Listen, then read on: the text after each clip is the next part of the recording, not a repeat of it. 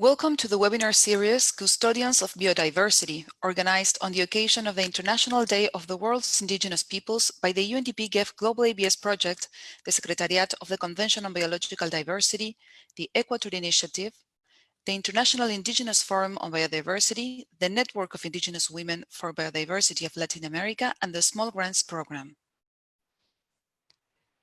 This webinar has the option for simultaneous interpretation. This session is being recorded and will be available through the Global IPBES community, the community of practice of the UNDP-GEF Global IPBES project. During this session, participants' mics will be muted, but you will be able to ask questions through the Q&A functionality available at the toolbar located at the bottom of your screen.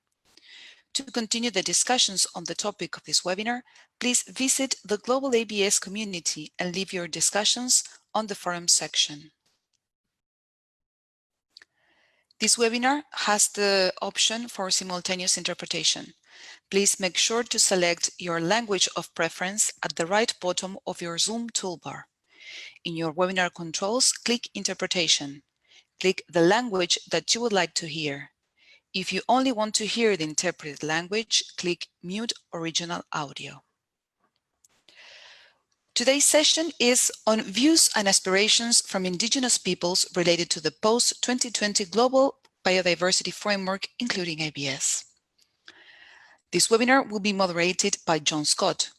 He's an Indigenous descendant from northeastern Australia.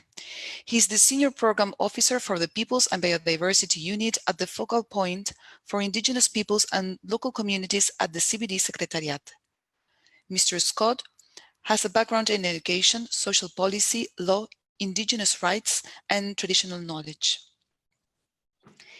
He was an Aboriginal Education Advisor, SEO for Aboriginal Programs, Deputy Director for the School of Indigenous Studies at James Cook University, Manager of the Cultural Unit with National Aboriginal and Torres Strait Islander Commission, Indigenous Human Rights Officer with the United Nations High Commission on Human Rights, and Social Affairs Officer at the Secretariat of the United Nations Permanent Forum on Indigenous Issues. Mr. Scott has a diploma in secondary teaching, graduate diploma in Aboriginal education, and a Master's of Indigenous Legal Studies, International Indigenous Rights, and Constitutional Law Reform. John, you have the floor. Thank you very much for that kind introduction. Greetings from Mohawk Territory. Of course, as my introduction said, I'm the Senior Program Officer of the Peoples and Biodiversity Unit at the Convention on Biodiversity. And of course, we're located in Montreal.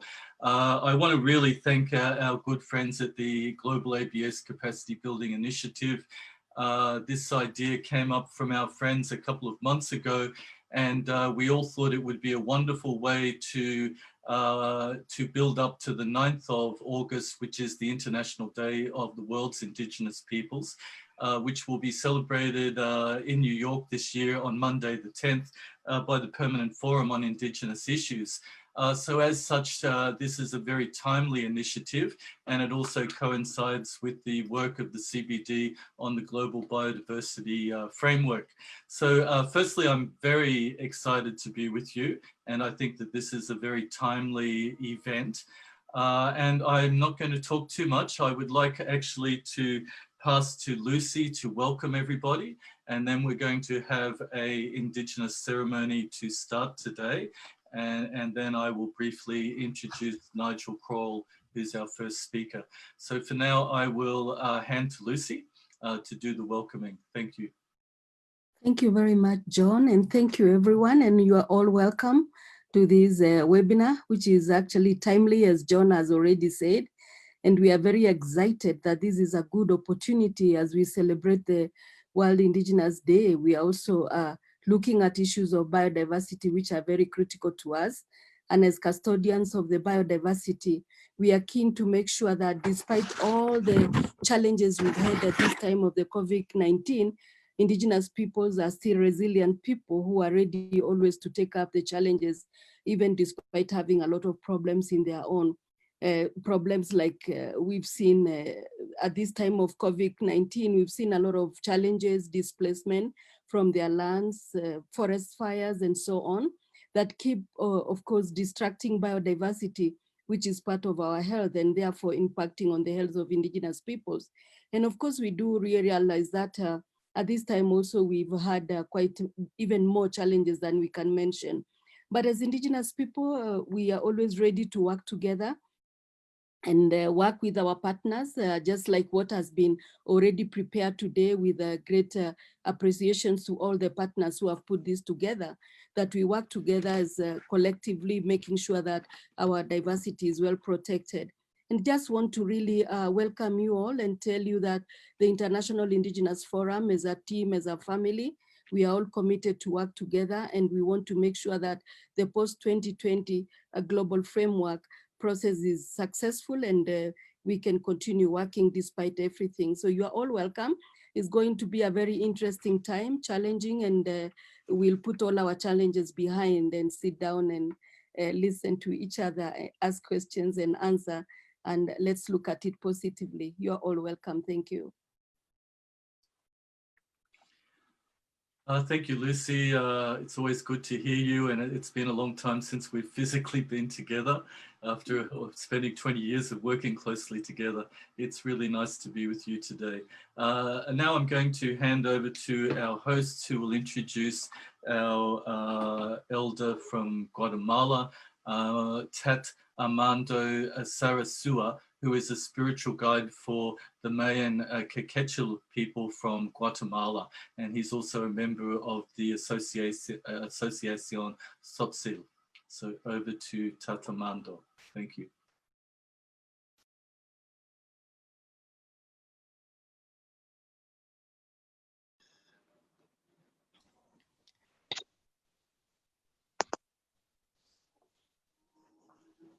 Buenos días a todos. No sé si me escuchan. Perfecto. Lo escuchamos. We can hear you. Gracias. Buenos días a todos. Gracias por la oportunidad que se da un espacio para dedicarle a nuestros ancestros, con el permiso de las autoridades y los mayores presentes, ponerlos en contexto. Este día en la cuenta maya del tiempo es día Huaxaquiquemé. El Huaxaquiquemé es el guardián de la dimensión del inframundo, y el inframundo es el nivel que está abajo de la superficie de la tierra, o sea, sobre nuestros pies.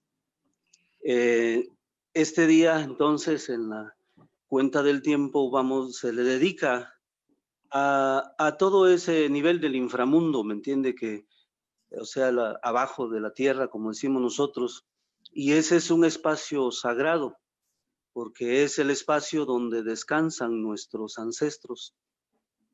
Es digamos, como la dimensión de abajo, porque el mundo, digamos, es el universo, está dividido en tres partes. La parte de arriba, decimos, o sea, el supramundo, donde aquí hay una trilogía, podríamos decir así, de energías que siempre en la ceremonia maya son llamados. Esa trilogía son deidades, y hay, como digamos, nombrados en el idioma maya cachiquel, decimos Nimcoaculja, que es el hijo, el gran hijo del agua, que es toda lo que está arriba, las nubes, esencialmente es la energía del agua en estado gaseoso. La segunda deidad es Rashkacualja, decimos, que es traducido, dice el verde hijo del agua, que se refiere a la madre naturaleza, todo lo material, todo lo físico. Y en la otra tercera deidad, en esta trilogía, decimos Chipcualculja, que quiere decir el pequeño hijo del agua, que somos los seres humanos y todos los seres pequeños, Cuando nos adentramos a una hoja de una planta, ¿me entiende? Estamos entrando al todo el universo pequeño, ¿me entiende? Los microcomponentes. Eso es lo que está de la superficie de la Tierra para arriba, pero para abajo es otro espacio, otro universo, donde reina el abuelo Quemé, que es la energía que nos conduce cuando llega la hora de llegar a reunirnos con nuestros ancestros. Y ese es el día que celebramos hoy, el 8 Quemé, el Huaxaqui Quemé. Y les explico porque tenemos que orientar nuestros deseos, nuestros corazones, nuestras intenciones, nuestros pensamientos hacia el abuelo Quemé, porque el abuelo Quemé es un gran filósofo, un gran pensador. A él se le pide el alto conocimiento para entender, ¿me entiende?, la vida, para entender cuál es nuestra función en este universo, en este nivel en el que vivimos. Entonces, es la energía que va a regir este día, es la energía que nos va a guiar entonces en este día, en la reunión, en nuestra actividad. Yo les rogaría que en el momento de llamarlo entonces a nuestros ancestros y pedirles el favor, el permiso y el agradecimiento, pues a todos desde su lugar de origen, desde donde están, poner su corazón y sus pensamientos hacia el abuelo Quemé, ¿verdad?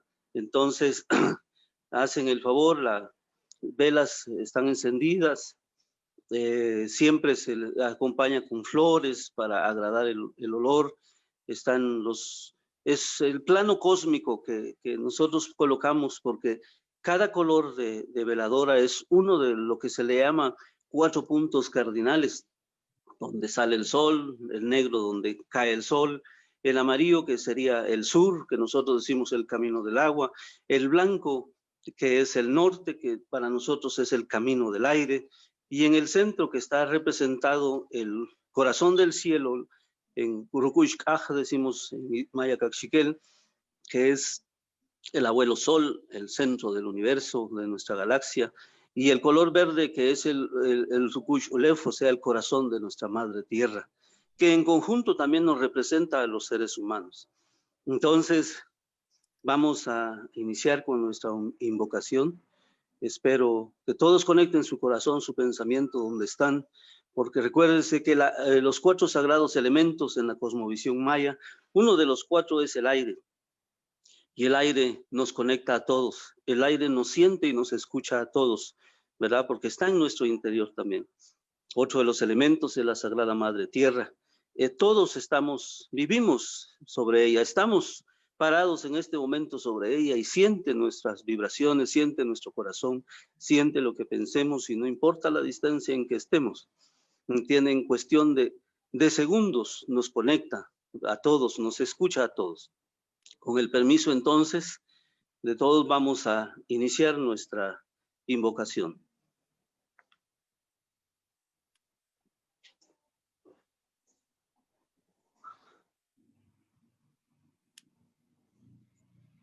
Pushka, Rukushulef, Locola Jajau, Sacolivitola, Jawaloma, Jautacoloma, Jautepeu, Ajautumats, Balam Kitse, Balamacama, Jautak, Balam, Capaluna, Chumihat, Sunumijaka, Kishahat, Mam, Huaxaquinoch, Ricapaliki, Jautepeu, Huaxaquime.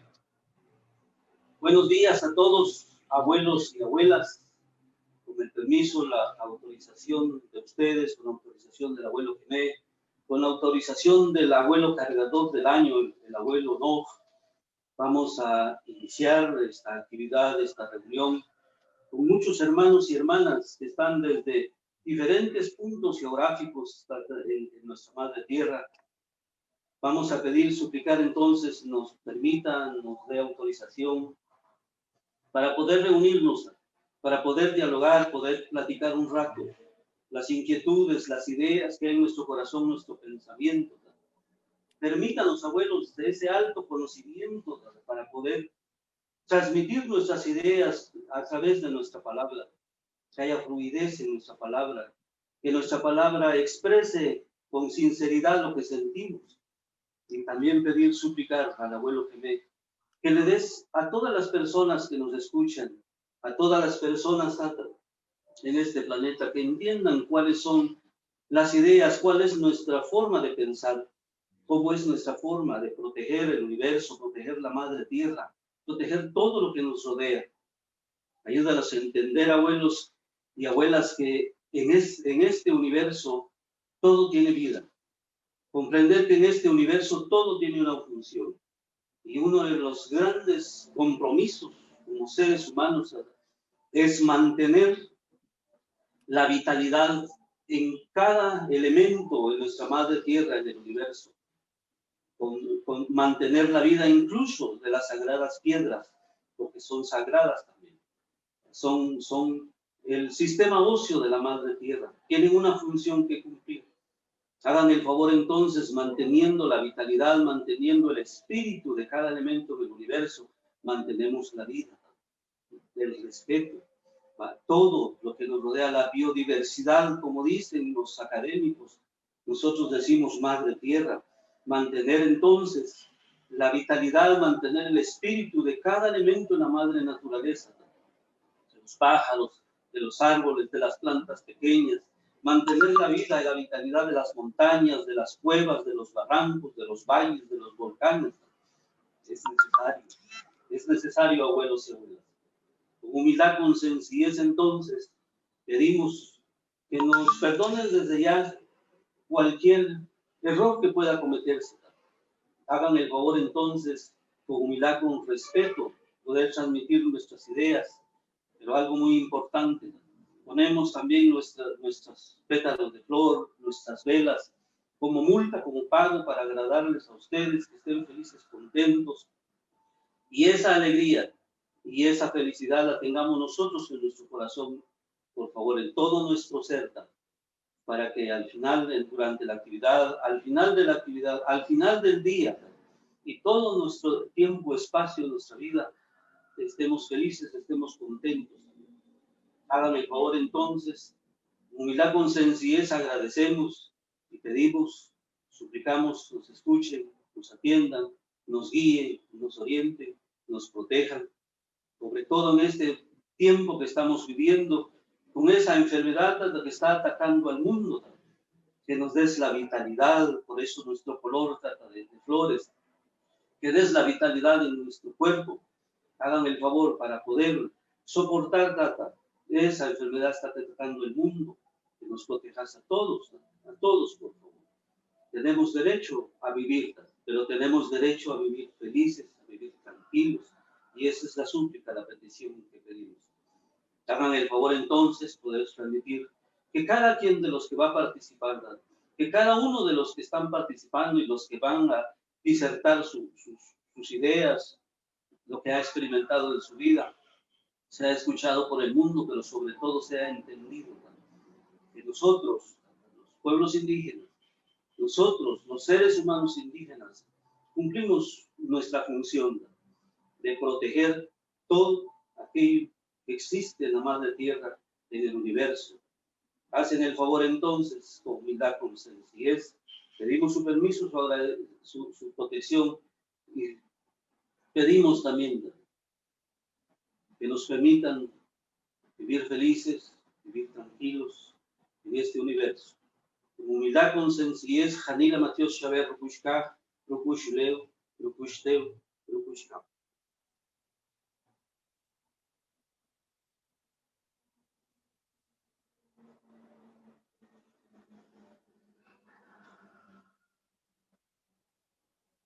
Muy bien, hemos terminado. Les agradezco a todos el momento, los pocos minutos dedicar al corazón del cielo y al corazón de la tierra.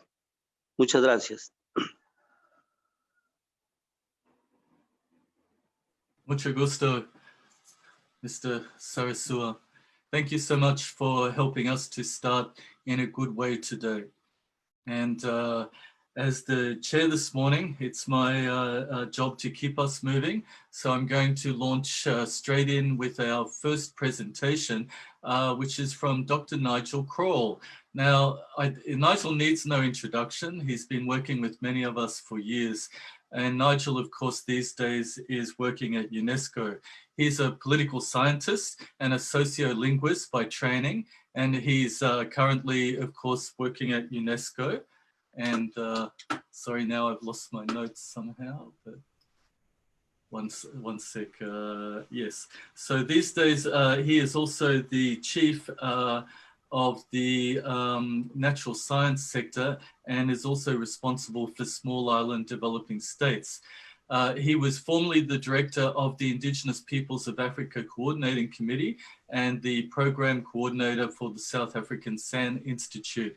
And of course, Nigel holds a PhD from the University of Cape Town in historical sociolinguistics and a master's in philosophy from the University of Zimbabwe. So it gives me great pleasure to introduce our good friend Nigel. Over to you, Nigel. Thank you. Thank you, John, for the introduction, and great thanks to the elders who have helped us with this event, and especially to UNDP-GEF, the global project on ABS, and to the Secretariat of CBD and all the other partners for creating what is, I think, a very important dialogue just before we go into the International Day for the World's Indigenous Peoples. And if it's okay, I'll share my screen. So let's do that. And what I'm going to speak to you about is kind of a foundation piece in relation to biodiversity within the United Nations system. So in 2012, the UN member states created the Intergovernmental Platform on Biodiversity and Ecosystem Services. So just to be clear, I'm not talking about the Convention on Biological Diversity that was created in Rio back in '92 when the Rio Conventions were declared, but subsequently and partly informed by the experience of the Intergovernmental Panel on Climate Change, the idea was to create a body that would generate and synthesize knowledge for the member states around biodiversity and ecosystems. And so the overall objective of IPBES, as it's known, is to strengthen the science policy interface necessary for conservation and the sustainable use of biodiversity. But overall, and the language that's really emerged is, what is the benefit of nature for people? What is the role of nature in human well-being and sustainable development? And in the newest work program that's been adopted, there's 5 major objectives for the IPBES work, and that's assessing knowledge. So IPBES doesn't create knowledge. IPBES looks at what is there and tries to analyze that, to build capacity on science and knowledge, and to strengthen knowledge foundation. So where does knowledge get generated from? And within that, point 3B is the enhancing of the work with Indigenous and local knowledge, or the holders of that knowledge. Supporting policy work is obviously the long-term goal of IPBES, and it's communicating and engaging science and knowledge with the international community. So just a couple of examples about IPBES assessments, and the assessments are kind of the key instrument for the work of IPBES. The first one was on pollination, pollinators, and food security. And that was the first one also to include a full component and a full chapter on Indigenous and local knowledge systems. We've had several others, the regional assessments, land degradation, and global assessment. The ones that are currently underway, in which Indigenous peoples are actively involved, is the diverse conceptualization of the multiple values of nature, the sustainable use of wild species, which includes fishing, hunting, and various wild species, and invasive alien species, which is particularly an important issue for the small island developing states. Ones that are coming up includes the nexus of biodiversity, water, food, and health, and the transformative change and 2050 vision for biodiversity. And they're also looking at a business and biodiversity assessment as well. So each of these assessments collects up knowledge in the world and looks at what is relevant for policy making. So it's a way to present information to decision makers. what is quite important, and the history is kind of interesting, but we don't have time today, but it was a Guatemalan delegate who insisted that indigenous and local knowledge was critically important for understanding the knowledge of biodiversity and ecosystems. And so that was built in to the very foundation of IPBES. And the way that IPBES functions is that it has the assessment teams that are named mostly by the governments, but then it has a task force, and some of the people on the call are related to the task force or in the task force. And these are experts in indigenous and local knowledge systems, both indigenous peoples themselves and others who have worked in the field. And then it's supported by our team at UNESCO. UNESCO is the United Nations Education, Scientific and Cultural Organization. And in the natural sciences, our team hosts the Technical Support Unit on Indigenous and Local Knowledge. So our job is to set up the dialogues. And here are some examples. This is some photographs from different workshops, but including a recent one on Arctic indigenous knowledge. Very key for this meeting is there are basically 3 different parts that are worth understanding. One is that in the 5th plenary, they adopted an approach to the recognition and working with ILK within IPBES. So that's a methodology or an overall approach to engagement for each assessment and each of the processes within IPBES. But then a guidance, and the methodological guidance refers to how indigenous and local knowledge is treated within each assessment. And I'll give you some idea about how that works. But the key is that there's an overall institutional strategy for the facilitating the participation of indigenous and local knowledge holders. And then in each assessment, there are guidelines on how that works, which includes obviously components such as free, prior, and informed consent. So roughly in the life cycle of any assessment, there is a scoping process. So this is to set out what is going to be the structure of this assessment. How is it going to be put together? And normally we set up a dialogue right at the beginning. So part of the idea was to get as upstream as possible, that indigenous people are able to influence even the structuring of the assessments. Then there is a process of nominating the different lead authors. And then there's a series of engagements around developing key questions that are relevant for indigenous people, and then also mobilizing literature searches, dialogue processes, online contributions, and then there's 2 review processes where usually there's an ILK review as well. So what we call the first order draft and the second order draft of the assessments.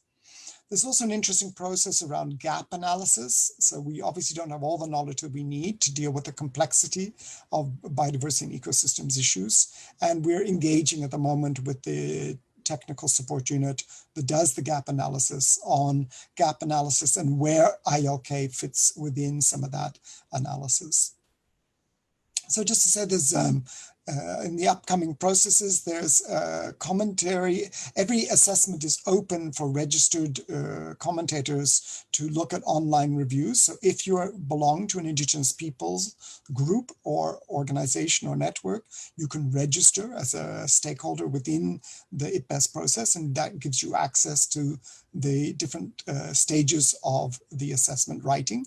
Or you can contact us directly in the UNESCO Secretariat with the Technical Support Unit, and we assist in making connections between indigenous people who are expert knowledge holders on different topics. So at the moment, looking at invasive alien species, sustainable use of wild species, and the value assessments process, plus as a public call on the nexus and transformation processes.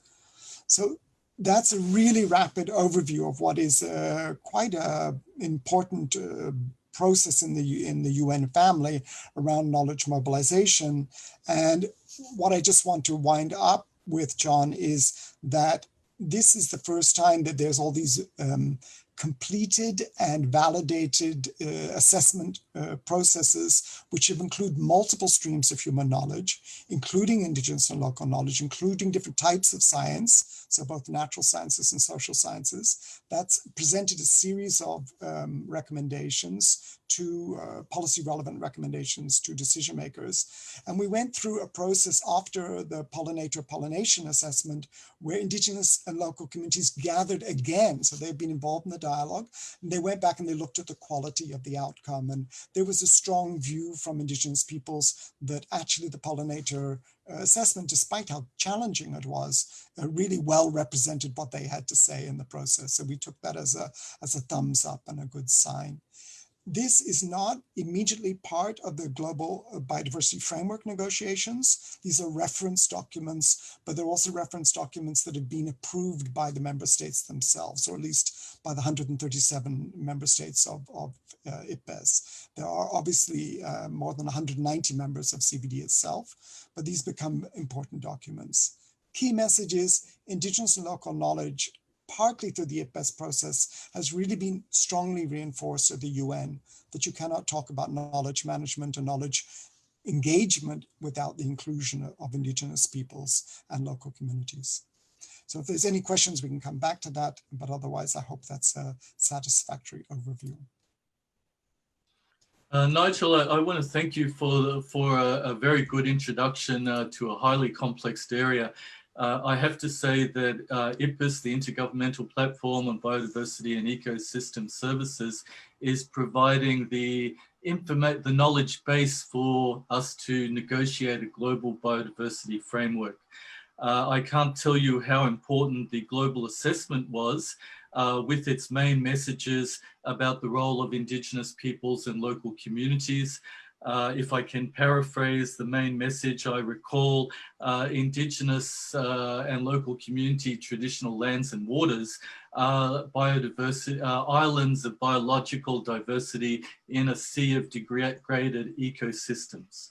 So it shows how important Indigenous and local community traditional territories are, and the traditional management of those territories. So IPBES is really giving us a factual base for governments to make policies that are Indigenous friendly. And so I really welcome our partnership with IPBES. So thank you so much. Now, I believe we will have some time for questions, but I'm going to be introducing the panel soon. And before I do that, I have a very short PowerPoint because I would like to provide a context about the convention's current process to negotiate the Global Biodiversity Framework, which will be a 30-year framework from 2021 to 2050. So let me try and share my screen. Doing well, good.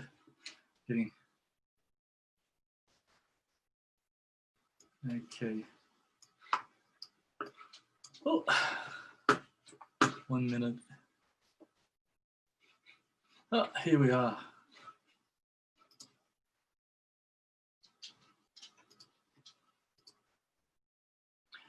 Okay, you can see my introductory slide. Let me talk briefly about the convention's current process to negotiate a global biodiversity framework, which is a 30-year plan to get us to our vision of humanity living in harmony with nature.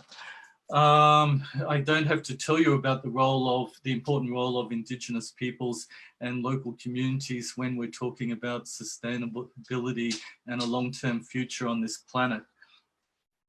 So, of course, let me give you some background. At our governing body, COP14 in 2018 in Egypt, the governing body of the convention adopted a comprehensive and participatory process for a global biodiversity framework. And the negotiations are taking place in a temporary subsidiary body called the Open-Ended Intersessional Working Group on the Global Biodiversity Framework. That group has met twice, last year in August in Nairobi, and this year in Rome in February, just before the world shut their doors, of course, with the coronavirus. So that's so these are the decisions that were made. I think it was decision 1434 that launched the negotiations for the global framework. I like this slide because I like diagrams rather than text. but it gives you an idea with the COVID pandemic, we've had to reorganize all of our meetings. And so we've pushed all the meetings into the future. Those of you who are familiar with the convention will know that our Scientific and Technical Advice Bureau, the 24th meeting of SBSTA, and also the subsidiary body on implementation at its 3rd meeting were originally scheduled for May this year. They were moved to August, and then they were moved now to November.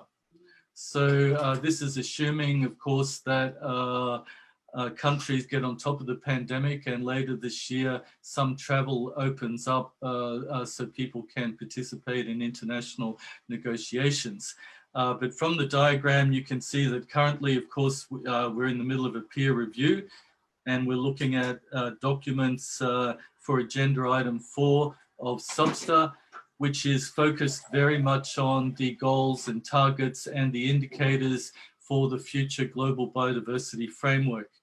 Now, in September, which is only a month away, at UN headquarters, there's a UN Biodiversity Summit, and we expect that there will be large commitments made by member states, and that will set us in good shape for the negotiations of the global biodiversity framework. So September, I think the high-level segment in the General Assembly will largely be virtual. Of course, it will be done electronically because of the pandemic. If things improve with travel, we will have our SBSTA and SBI meetings here. I actually think we're looking at a venue in Quebec City.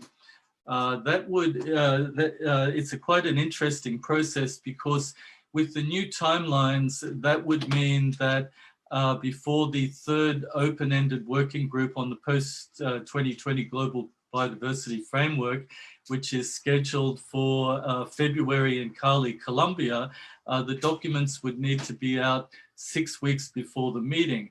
And one very important document would be the first draft of the Global Biodiversity Framework.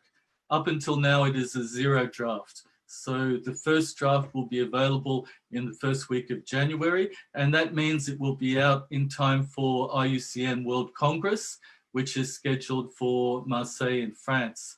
At this time, the French government is promoting that this meeting will happen as a physical meeting, and I'm also working with UNESCO and IUCN on a number of elements, including our work on nature and culture and our work with Indigenous peoples and local communities, to see if we can make some of the World Congress virtual to encourage broad participation. So then we'll have the World Congress in January in Marseille, followed by the 3rd open-ended working group on the post-2020 in February. The UN Environmental Programme would have their governing body in March, and then that would take us to COP15 in Kunming in China in the last 2 weeks of May. Now, I want to reinforce that this is a current plan, given that the world gets on top of COVID-19 and that we can get back to some kind of new normal. Of course, I will say up front that government bureaus and senior management are talking in August this month about contingency plans if this physical meeting cannot happen, the SBSTA and SBI in November, and they need to be pushed into next year. That would mean the entire plan would have to change. So you can see that we're working as best we can given the pandemic.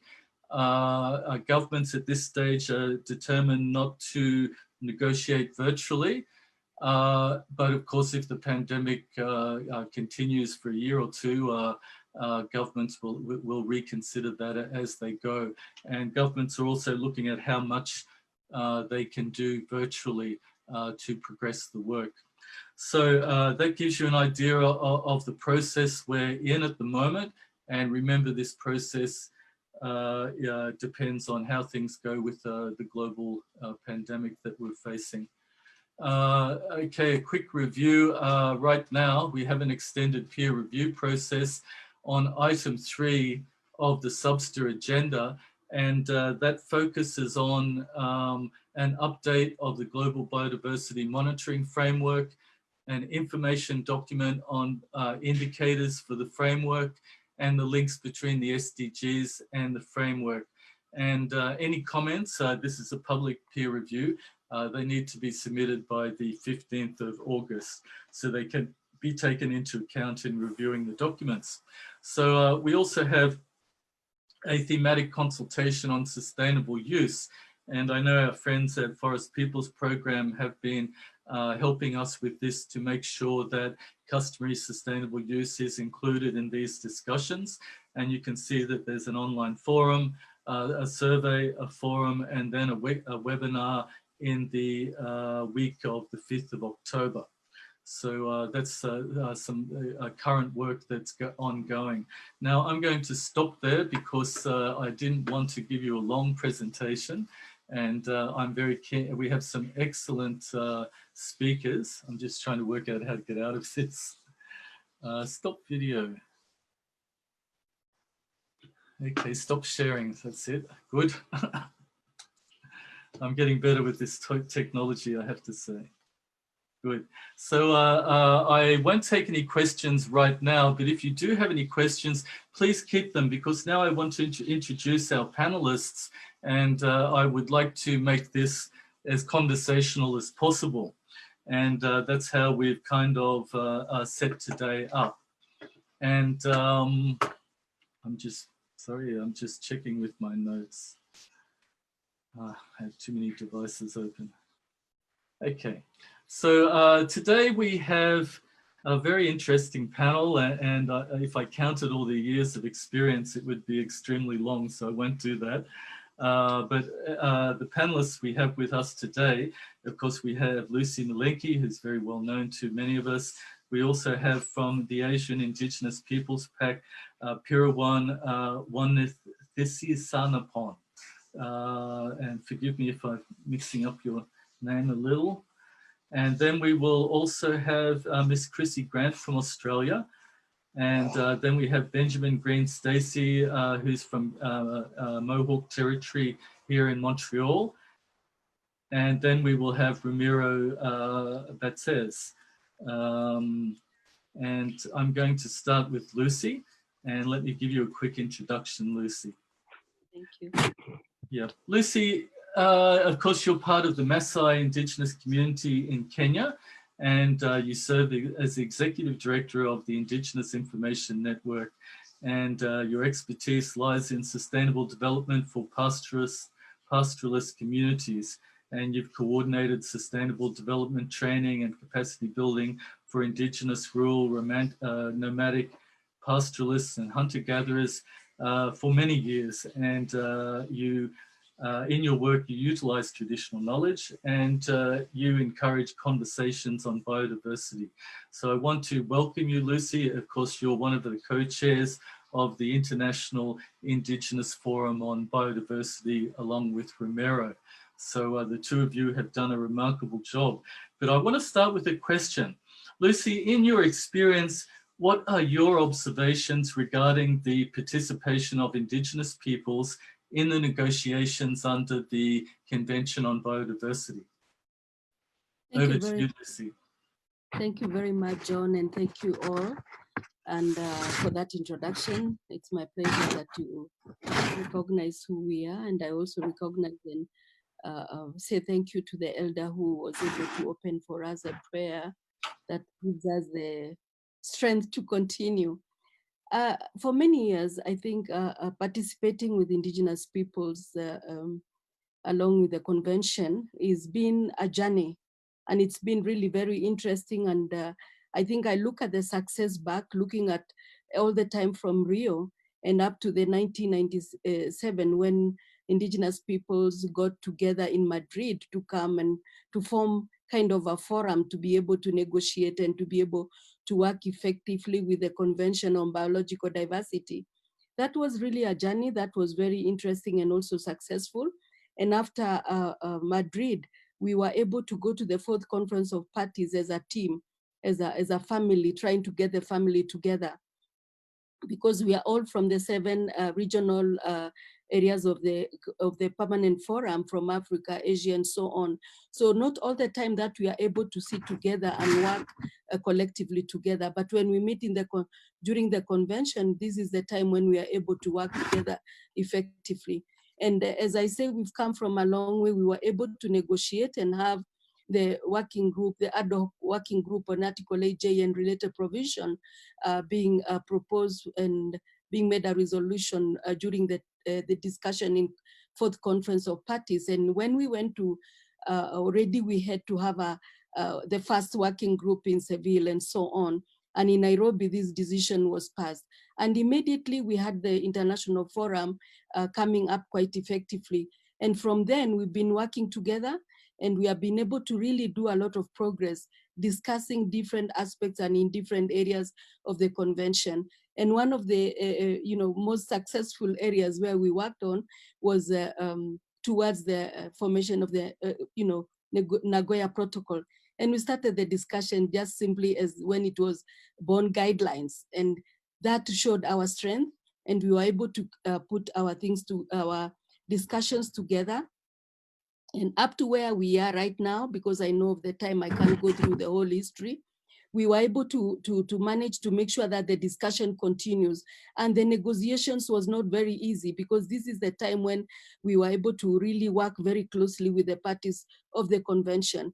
And many a times we had ups and downs to try and see how the negotiations and trying to get the free or informed consent, pick on its own without the free, and all those discussions came in place, but we were strong enough. We had very good teams among ourselves. So this progress is very important, because listening even to the other activities that have been undertaken for us, and during the convention discussion, protected areas, the IPBES, which has already, which came out from the decisions, we've been able to follow those decisions quite effectively. We've been able to follow step by step and make sure that at least we can be able to discuss them.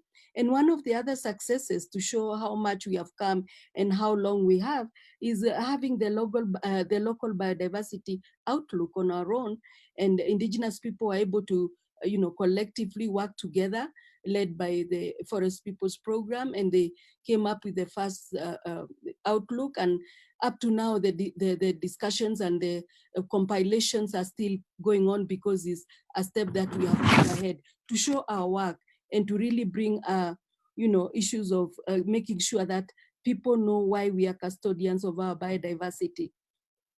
Right now, we are all discussing about the post-2020.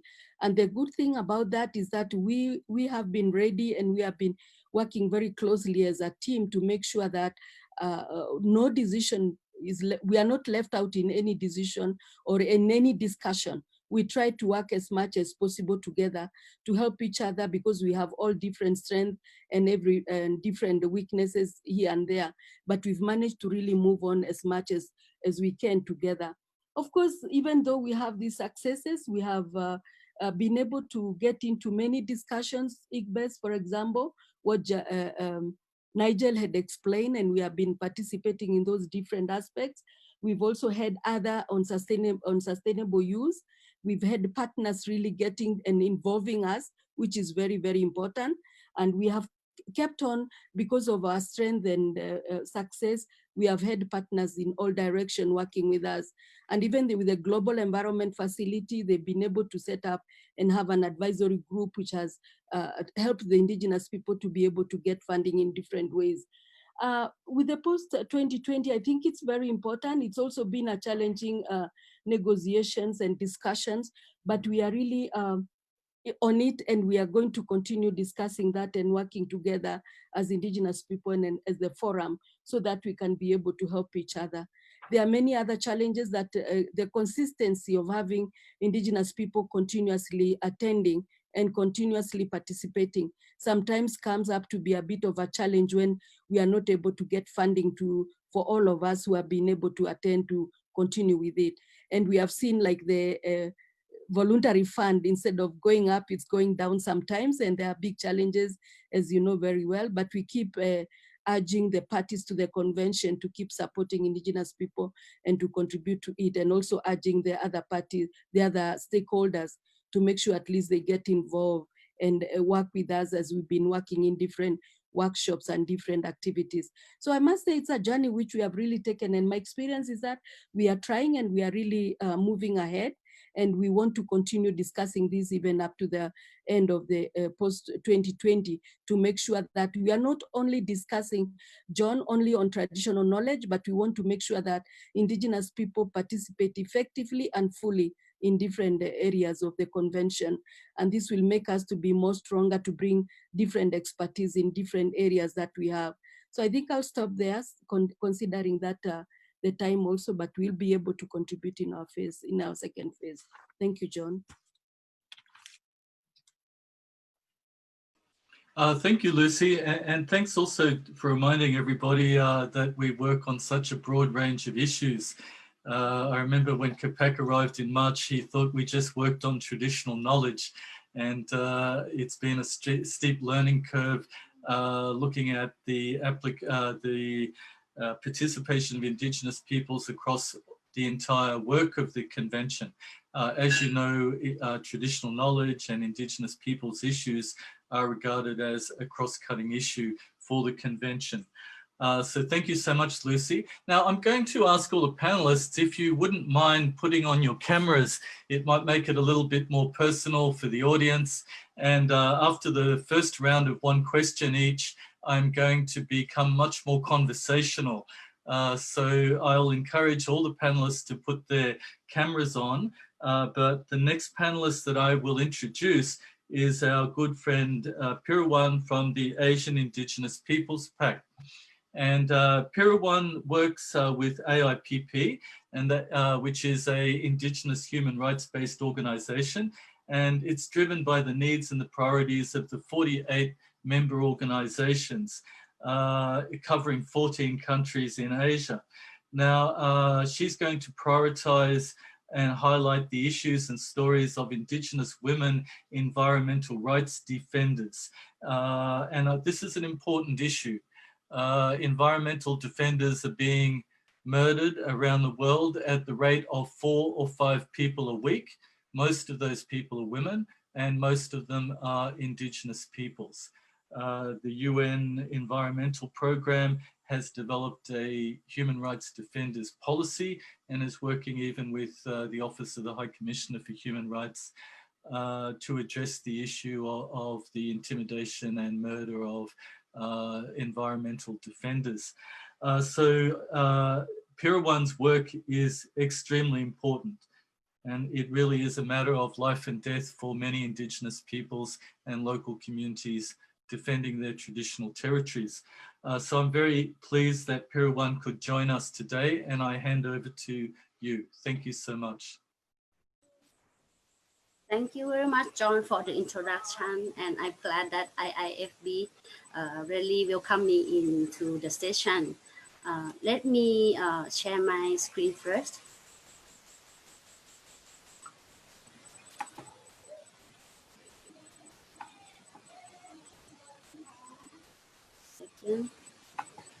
Pirawan, I was also, just to refine the question, of course the question is, why are issues and roles of Indigenous peoples as environmental defenders central to the global biodiversity framework? So thank you so much. Yes, okay. I'm going to share about why we need the human rights approach in the global biodiversity framework. I have been to different meetings, and I always hear the wording of 80% of the world remaining forest biodiversity is lying in our Indigenous people territories. This is a very good evidence, and it's really proof that we are the best guardian of the nature. But it's quite ironic when you see like more than 40% of the defender, they are dying because protecting their land. And in Asia, Philippines are the most high ranking in killing the environmentalist defender. And 1 in 10, they are the women. I would like to draw from the global come to the local at the national level. This graph would like to show you that in Thailand, you can see like 57% of Thailand, the land is owned by the state. And the recognized ones, 90% is already owned only by the 10% of the people, which are the elite and the business group. And you may wonder, then where is indigenous people live? There are more than 3,973 villages are received in the protected area. You can see in the Thailand map, in the brown color, that is the remain highest forest density in Thailand, which we have forest more than 60%. And you can see like these are the area where we still have, that is where indigenous people live. So then you can see that we are the best guardian. And in the same time, we don't have the recognition in our land and our knowledge and our practices. And this is why it's leading us to the threat. I'm showing you the picture of the house burning, of the farm destruction, of the land grabbing in the name of conservation. The guy who you see in the middle with the black and white color, his name is Billy. He is the current indigenous environmental activist who was adopted, and he was forced disappearance more than 6 years. And only last year, he was found dead. He was burned in the oil barrel and his body was put under the water. And they just found his body last year. He is the one who witnessed the burning of his village. And he's the only one who can communicate in Thai language. So he about to file the case against the state officer. Before his filing the case, only few days, he was disappeared. The next picture of the guy who's crying. This group of people is from the southern of Thailand. They have to fight for their sacred area where they practice their traditional belief, the ritual. But because of the hotel took over their land and they were evicted. So that's why they have to fight to get their land back, because they protect and conserve the forest, the marine area, just for creation and for the business purpose. But the life of indigenous people who live and nature the forest are being no value. This is the picture of the woman of the 5 children. She is the wife of Mr. Billy, who was forced disappear and he was murdered.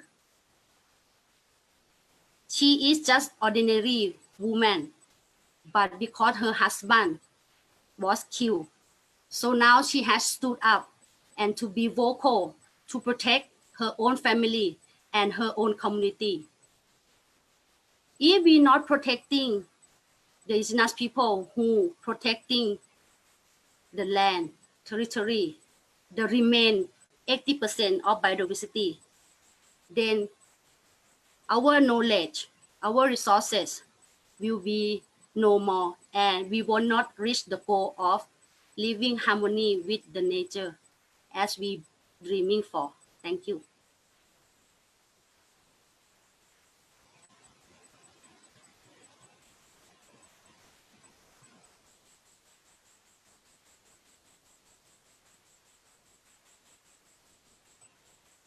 Yes.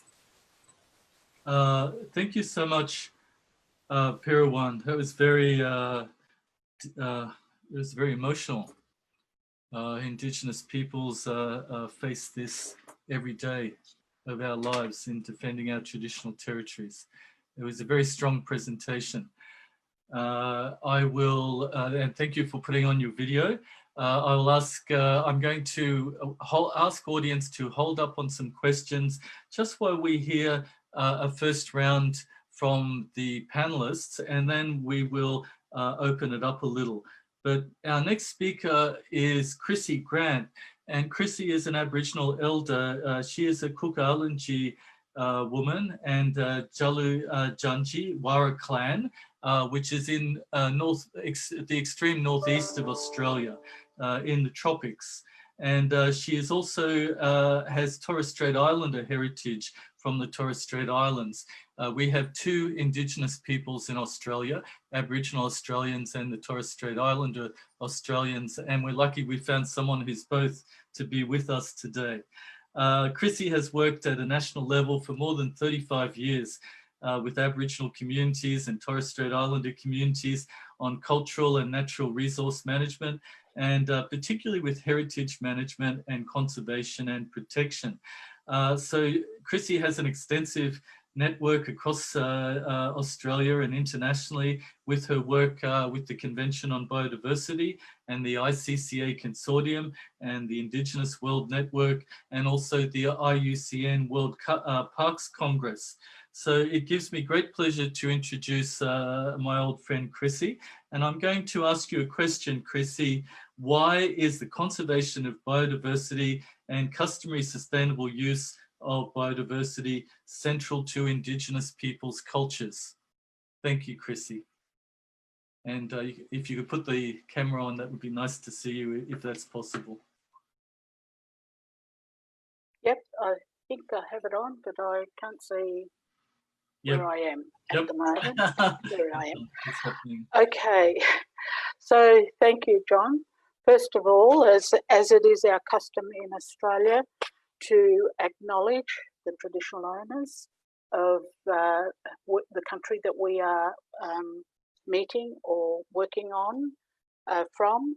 And so I want to pay my respects to all Indigenous peoples and local communities that are within this webinar, but also those that are participating outside of the panel, and to pay respects to the elders, past and present, but also really important for those emerging elders that are coming through and picking up the baton.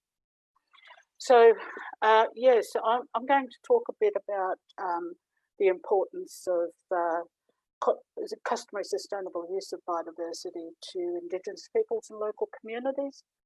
And some time ago, some of the parties to the convention, the parties being governments, and I think there's 197 of them that have signed up, have requested practical information about, examples of sustainable use for biological diversity by Indigenous and local communities, and how best to implement this article, and of course the CBD.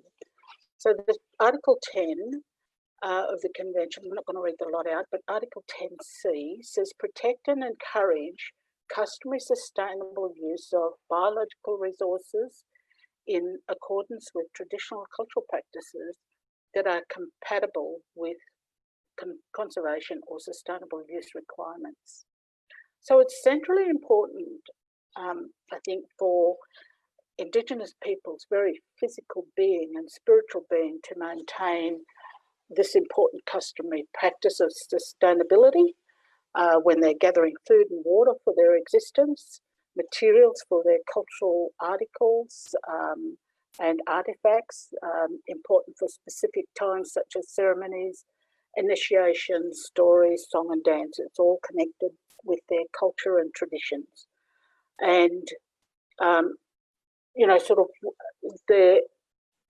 it's really, sort of important to acknowledge the contribution that they make to the conservation and preservation of biodiversity and ecosystems. And this isn't done very often by parties. Sort of the state of the preservation of the environment for plants, trees, land animals, marine species, and all ecosystems. If it wasn't for the Indigenous peoples on the land, there could be a further decrease or further infestation of different species, if you like. And so part of that also is the invasive alien species that Indigenous peoples and local communities is sort of a really important task for them to be able to manage these alien species, invasive species, and it's one that needs to be supported by parties and government at all levels. So from the national level right down to the regional and even local regions. But there are plenty of case studies that provide insight into local management systems, in particular their customary law systems, which guide the use of biological resources. One of those has been, I suppose, championed by the Forest Peoples program, and that was the Local Biodiversity Outlook, shortened to be the LBO. It is, while it is more than just looking at customary sustainable use, it is a whole heap of case studies that look at all the Aichi targets and highlight what it is exactly that Indigenous peoples and local communities are doing on the ground to sort of ease the demise and destruction and that of the biodiversity and its ecosystems. The CBD itself has put out a plan of action on customary sustainable use of biodiversity, and that sets out principles, consideration of special relevance, the rationale and tasks, and engaging parties to incorporate customary sustainable use practices and policies. And part of these policies and practices is that now communities are looking at developing and implementing their own protocols. So they're community protocols that they work to, and sort of that's part of, because of course none of this was written down before, and the rules of communities were always such that it was a spoken word, but now they're putting it down on paper, and sort of so that other people know exactly how it is that they work with each other, with other people, with other communities, and also sort of with governments. So it's important sort of for Indigenous peoples and local communities to maintain their connection to the land and the waters, and to live up to their obligations and responsibilities of managing plants, animals, biodiversity, ecosystems right across the landscapes. On the scientific front, there is a lot happening. IPBES, and Nigel talked a bit before about IPBES.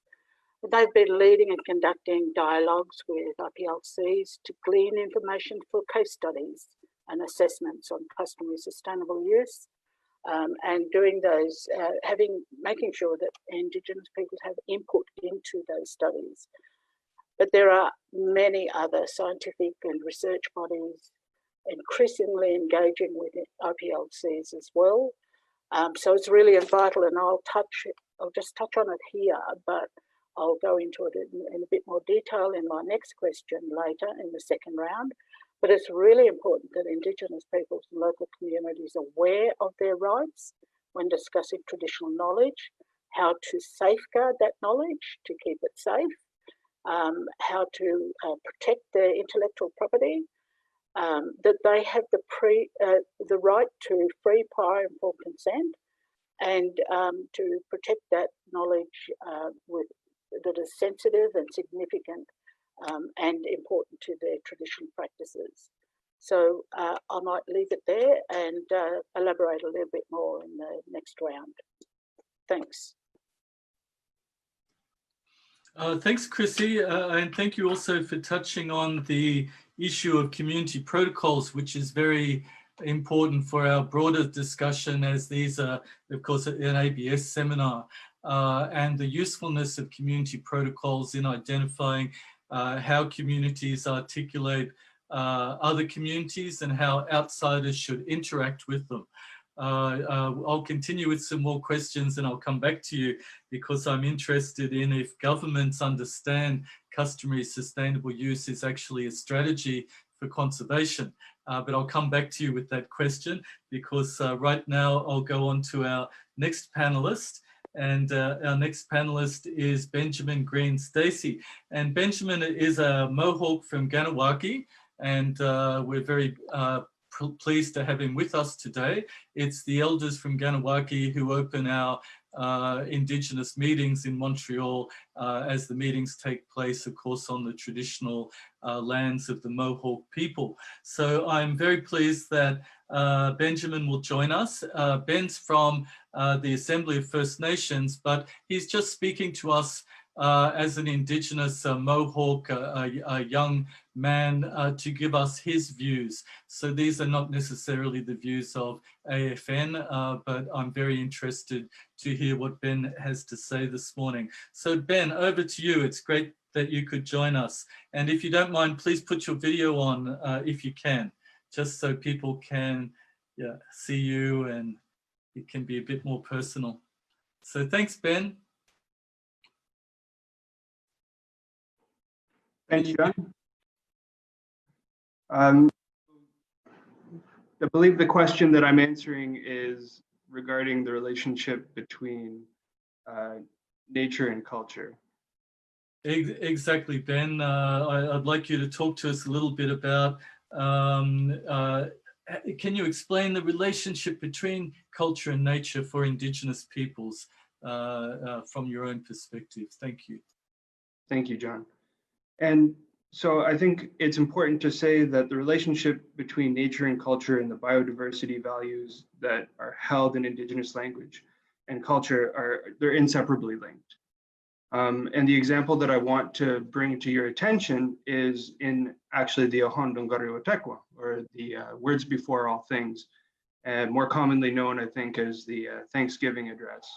And it really exemplifies the relationships and responsibilities that we have with the natural world. And so it's one that I want to draw everyone's attention to, because it's part of the opening ceremonies at the CBD meetings in Montreal, and one that I think that many of us are familiar with hearing, but not necessarily understanding, because the translation isn't always there. And so what the Thanksgiving Address does, or the way that it's used, is it's recited before all meetings of importance. And what it does is extends greetings and thanks to all things in creation.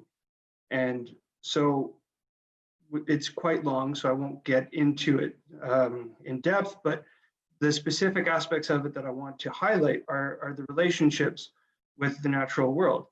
And so specifically about Mother Earth. And so part of it is extending greetings and thanks to our Mother, the Earth, who cares and provides for us, and who's given us all the resources that we need to live a healthy and happy life, and to provide for us to overcome any challenges that we might face. And of course, this extends from the waters and soils and all living things, from the unseen microorganisms that help enrich the soil and allow plant life to grow, to the microorganisms which help purify water and allow fish life to thrive. And of course, this extends all the way up to the fish and the plants and the trees and the wildlife, the medicines, the food plants that all give to us and that we need, that help us so that we may be healthy and strong and well. And it goes from those tiny unseen organisms all the way to the celestial, to the stars, to our elder brother, the sun, and to our grandmother, the moon, who helps govern the tidal cycles and the relationship with women. And so I think it's important to highlight these familial relationships that are contained in the Thanksgiving Address and in languages, because it really is lacking, I think, in a lot of colonial languages. the personal relationships, these more personal relationships that we have with the natural world and all things found within it. Because it really builds the biodiversity values into the language and culture. And this is why we see the empirical evidence that biodiversity is greater and conservation outcomes are stronger on territories that are governed and managed by Indigenous peoples, because the cultural values are entrenched in the language and culture. The biodiversity values are entrenched in the language and culture. Thank you.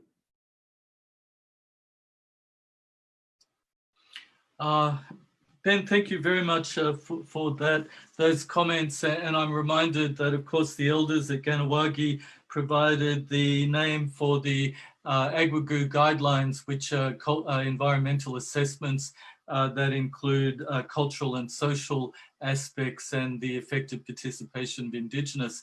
And I recall the term Agwagoo means everything in creation. So I also think that it's, for me, being here for 15 years and knowing Kenneth for 30 years, it's a wonderful thing to be on Mohawk territory. And I thank the Mohawk, I thank your people for allowing us to work on your country. So thank you so much. I think people from your talk have a sense that nature and culture are not separate things for Indigenous peoples, that they're intimately woven together. And we know that when we lose biological diversity, we lose cultural diversity, we lose linguistic diversity. So thank you for a very thoughtful presentation. And now I would like to go to our co-chair of the International Indigenous Forum on Biodiversity. And I would like to say a man who needs no introduction, but I will introduce Ramiro anyway.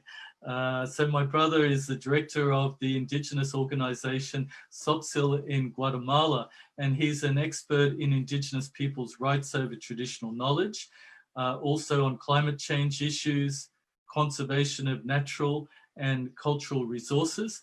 And he has a great deal of experience in implementing projects at local, national, and international level.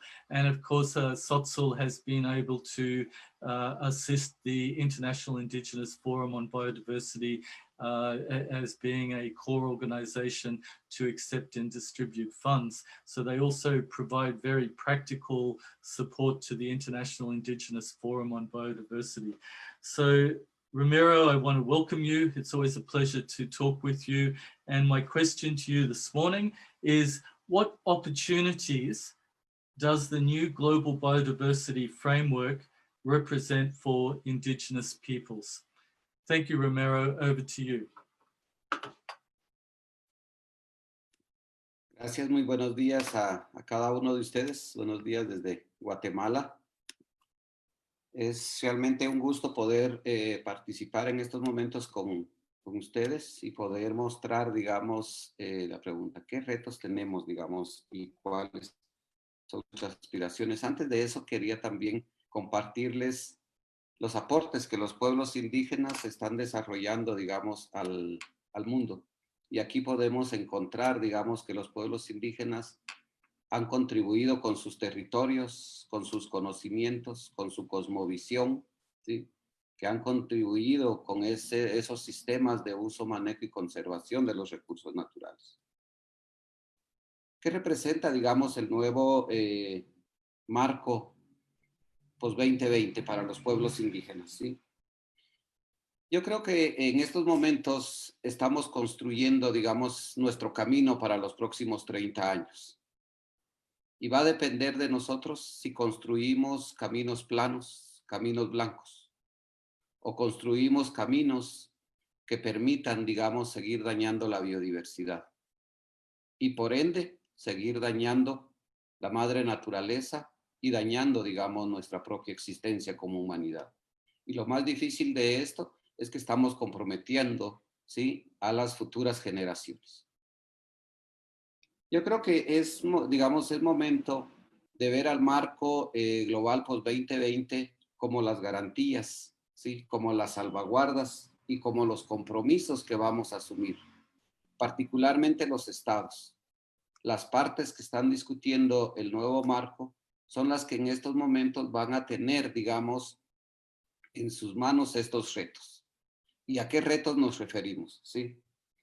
En primer lugar, nos referimos al reto que este nuevo marco tiene que superar y tiene que seguir contribuyendo a las metas de H. Ya tenemos, digamos, las metas 11-20, ¿sí?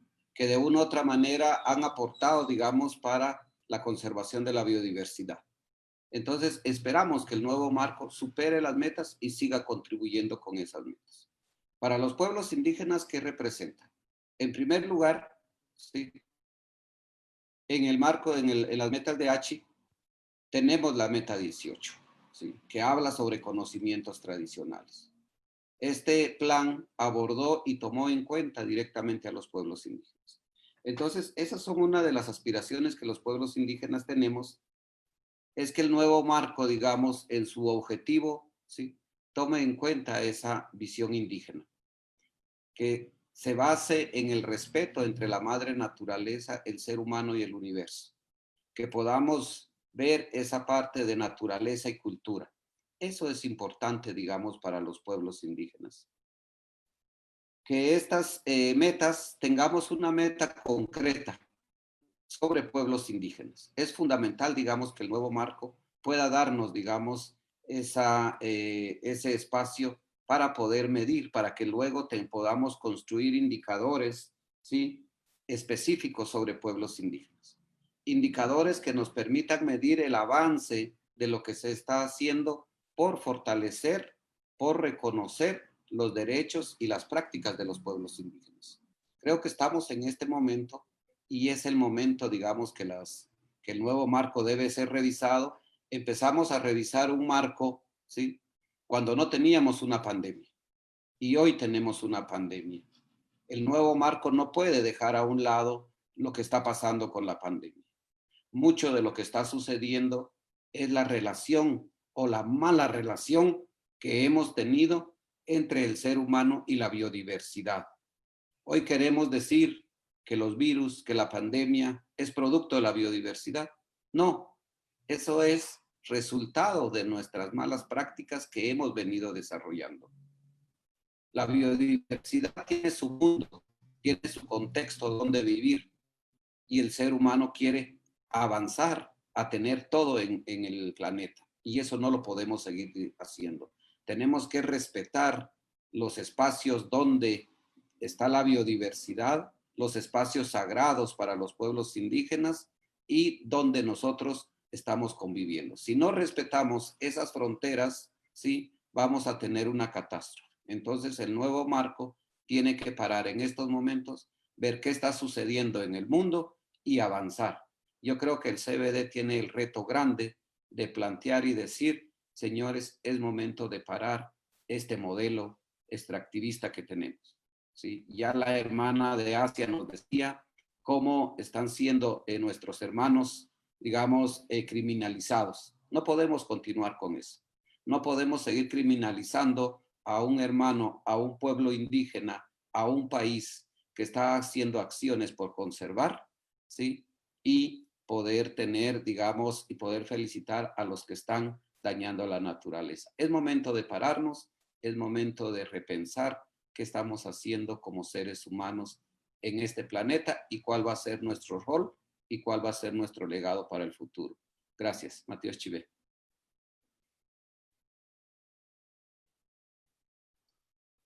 Romero, thank you for a very powerful presentation. Yep, I have a follow-up question for you. And I would like, you have a long experience in the convention.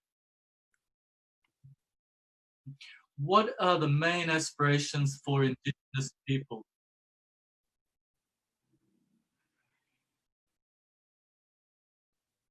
In the global framework? Thank you. John, would you please repeat the question? Yes, of course. Yes, Romero, I want a follow-up question. Based on your broad experience with the convention, what are Indigenous peoples' main aspirations in the global biodiversity framework as we move forward. Thank you, Romero. Gracias. Una de nuestras aspiraciones en estos momentos es que el nuevo marco reconozca en su justa dimensión los derechos de los pueblos indígenas. Que el nuevo marco promueva la participación plena y efectiva de los pueblos indígenas. Y algo muy importante, ¿sí?, es que el nuevo marco, ¿sí?, apoye las acciones territoriales de los pueblos indígenas, ¿sí?, para seguir conservando la biodiversidad. Que se reconozcan esos sistemas indígenas, ¿sí?, que hoy están siendo negados, ¿sí? No se están potenciando esos sistemas indígenas de uso, manejo y conservación. Esas aspiraciones que nosotros tenemos no son solo para los pueblos indígenas. Si los pueblos indígenas pueden seguir conservando ese 80% de la biodiversidad, ese 20% de los territorios que los pueblos indígenas tienen alrededor del planeta, podemos decir que vamos a seguir contribuyendo, ¿sí? Los pueblos indígenas plantean en estos momentos que somos una de las alternativas para salvar el planeta.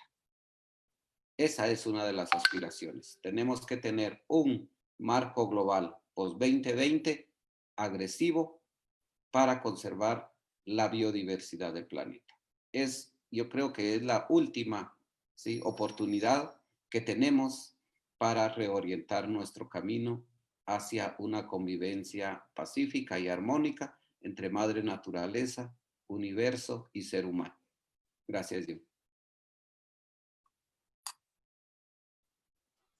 Romero, despite the terrible situations that Indigenous peoples and local communities live in, there's still a desire to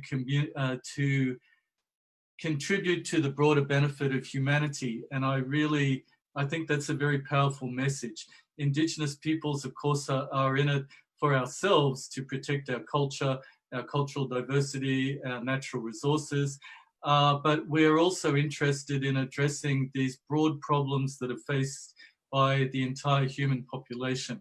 The loss of all of our resources, the unsustainable development, of course, climate change. So thank you for reminding us of the importance of the knowledge and actions of Indigenous peoples for the entire human race. It's a very important message. Now this is going to get very conversational now, so I hope you enjoy that. And I also, if you feel a need, please ask each other questions, because now I'm going to go straight to Ben, and I'm going to ask Ben, what is the role of traditional knowledge in achieving the objectives of the convention? 3 objectives: conservation, sustainable use, and the equitable sharing of benefits, of course, arising from genetic resources and associated traditional knowledge.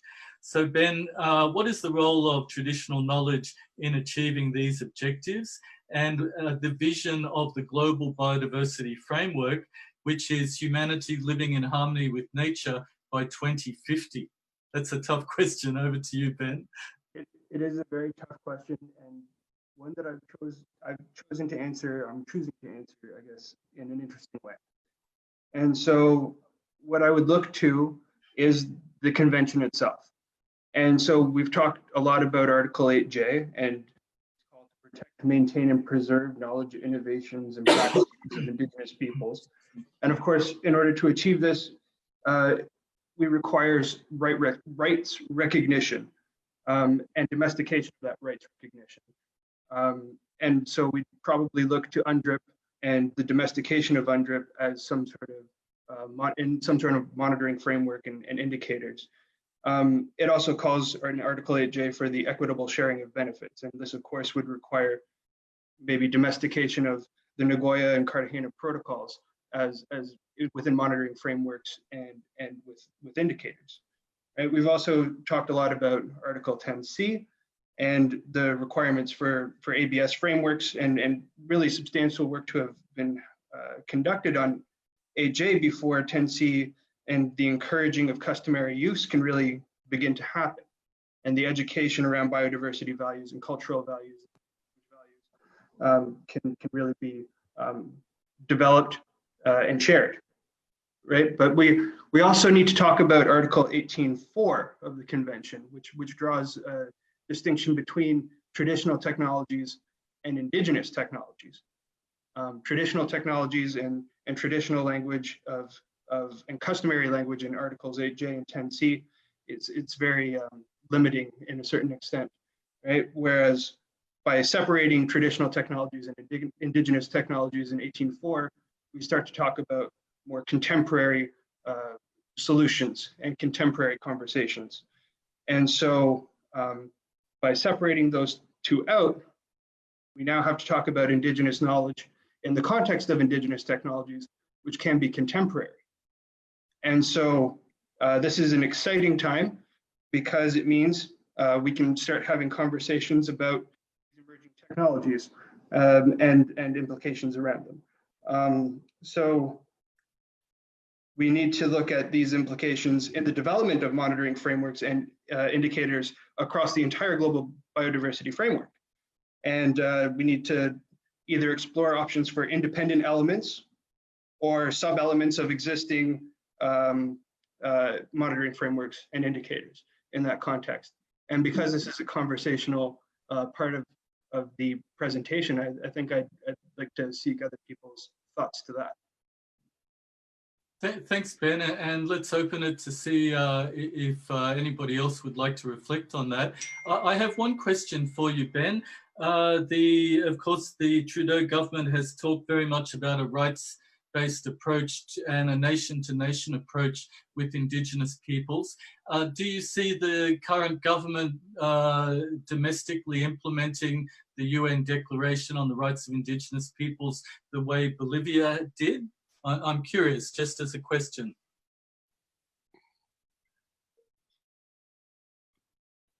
A very interesting question, and I'm glad that I'm speaking here as an individual and not on behalf of any organization. I think it'll be interesting to see, and because of the constitutional breakdown in authority that exists in Canada between provinces, territories, and the federal government, it'll be an interesting process, right? Also, the distinct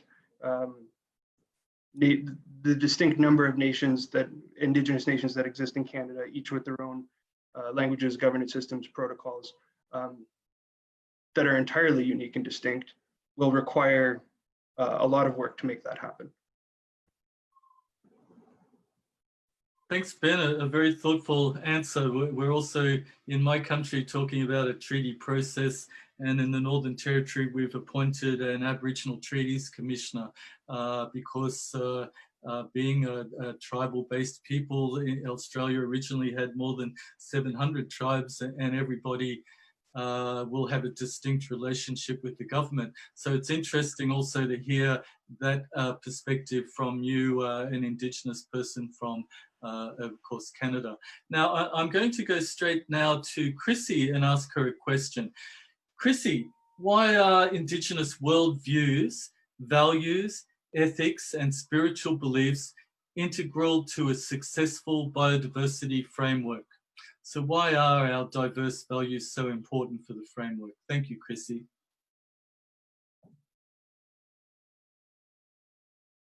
And Mike. Okay. Thanks for the question, John. And I just realised that I didn't put my screen up with the links to my last answer, and I'll do that as well as soon as I've answered. So please remind me, because I've already forgotten once.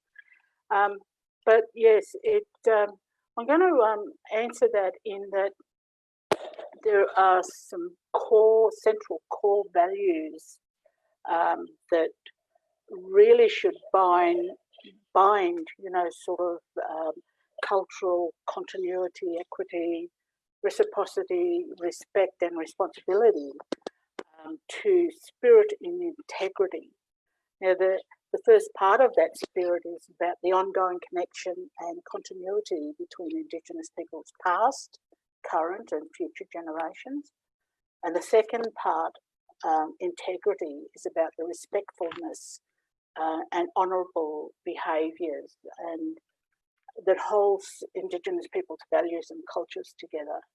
And that's reflected through respecting Indigenous people's cultural inheritance, for the past and the current, and particularly for the future generations, and the links that bind them together. And this is part of an ethical process.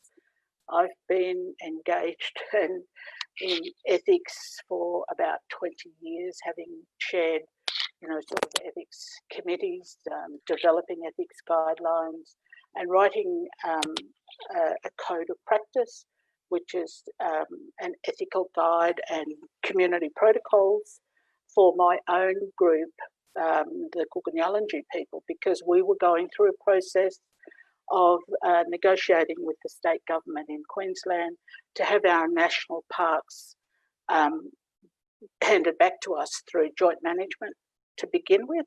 And then we said that we wanted to eventually take sole management of that. So there's a whole process that we've been working on for the last 2 years, which it took all that time to actually pull this code of practice together.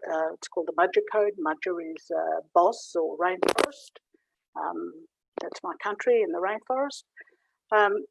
But I've tried to incorporate all of that because I know that it is just so important for not only our group, our community group, but a lot of other communities are wanting to do the same thing. I talked before about having community protocols, and they are really keen. So it doesn't only sit with us, it sits, and I think that if we can show leadership in how to do this and what needs to be in something that can work for communities, well then, I'm happy to, share this information and put them on the right track. So I think, it can become a worldview, and it has been sort of working up to that for some aspects of ethics and values. I also talked a little about free, prior, informed consent, and that is now sort of, while it's enshrined within the UN Declaration on the Rights of Indigenous Peoples, it is now becoming, I wouldn't say normal practice, but it is now becoming a practice that has been increasing, whereby they do apply FPIC, which is free from coercion, prior to the event of development or activity, informed, so that they can make an informed decision about whether or not they become, sort of engage or with the project.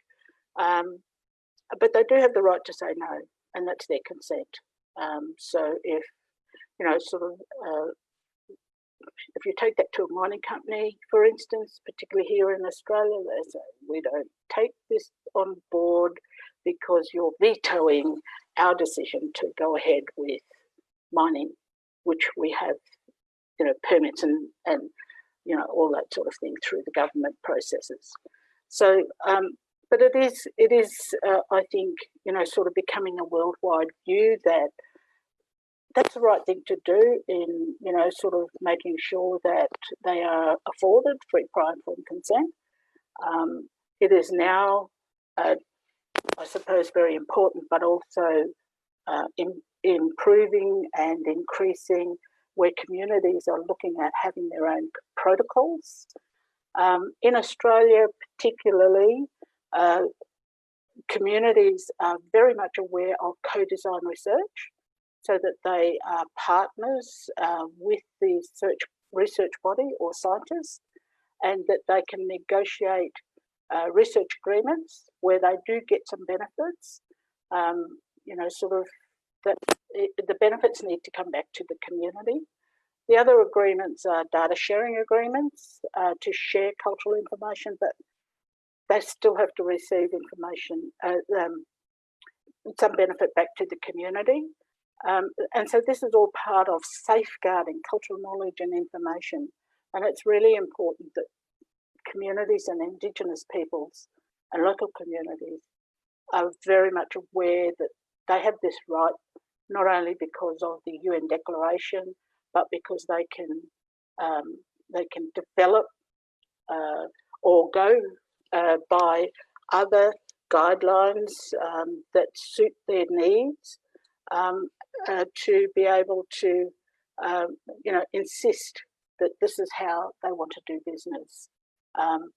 Particularly with the Nagoya Protocol and, sort of looking at how research has been going on with plant materials, natural resources. It is really, really important for Indigenous communities to be engaged in that whole process. And it's in the part where my country is in the wet tropics, World Heritage Area.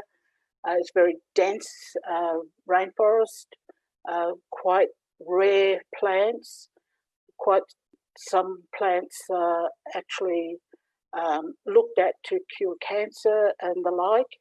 And so we're getting researchers all the time, but we have to make sure that, sort of we're part of that process and that we're safeguarding our cultural information and our intellectual property. So I'm not quite sure whether I've answered that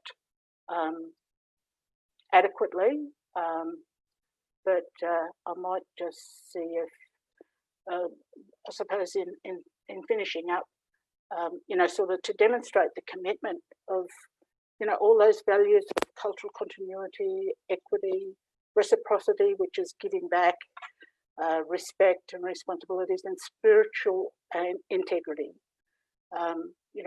Once you can apply those sorts of values, well, then you're committing to, demonstrating the commitment to the spirit and integrity values for Indigenous peoples. So, so I might just see if I can share the screen that.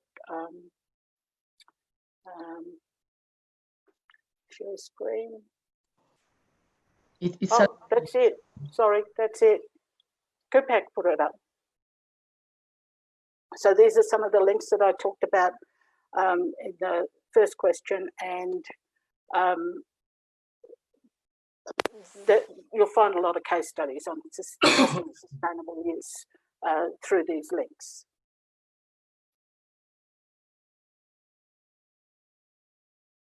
So I might finish there, John.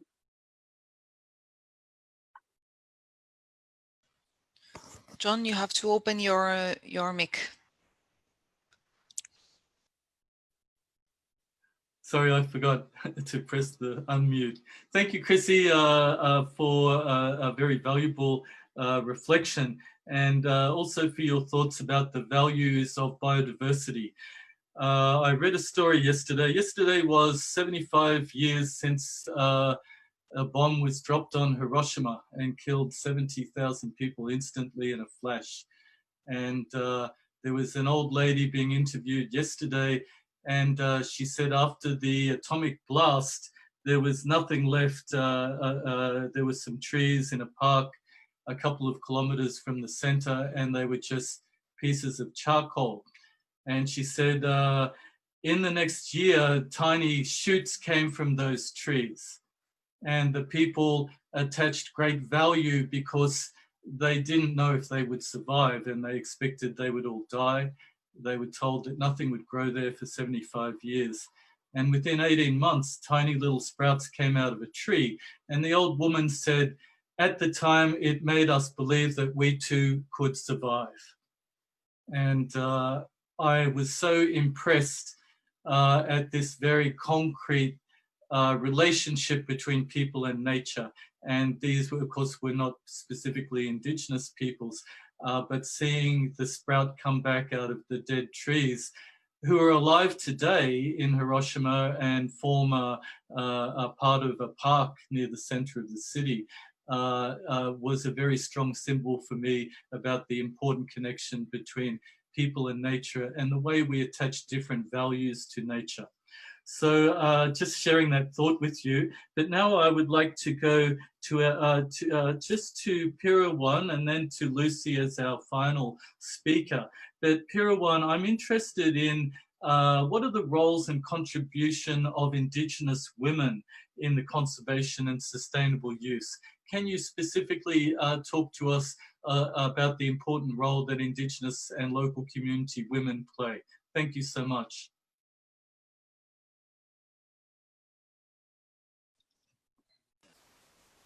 I would like to share some photos so you can see clearly what I really meaning for the role of Indigenous women.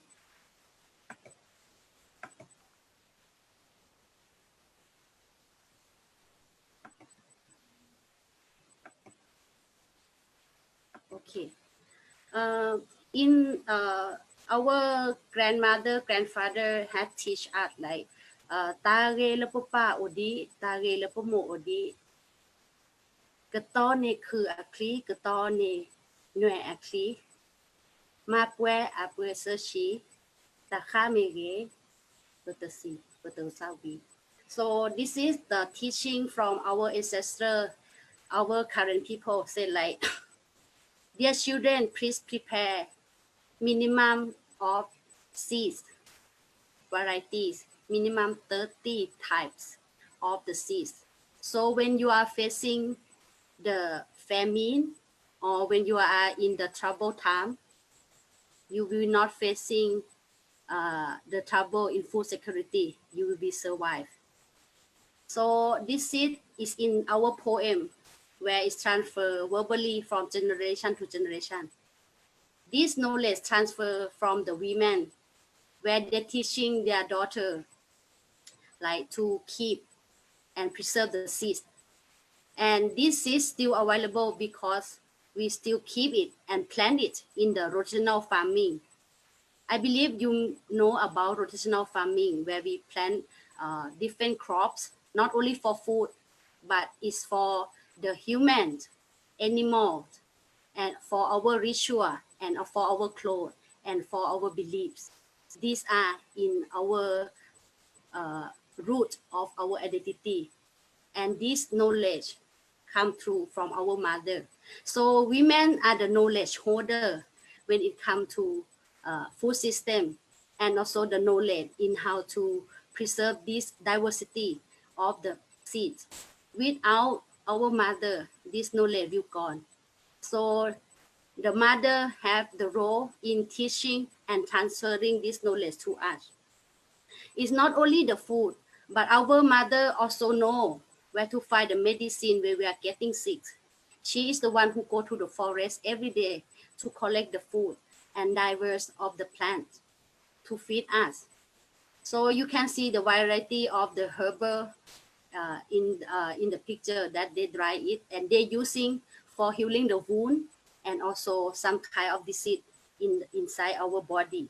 Our mother holding the knowledge, so she also have the knowledge as a doctor for us. No, these are the picture of the kids where they are learning about their traditional plants, where they can find in the forest, in the fallow area, and also in the rotational farming. So we learn we can eat as a food.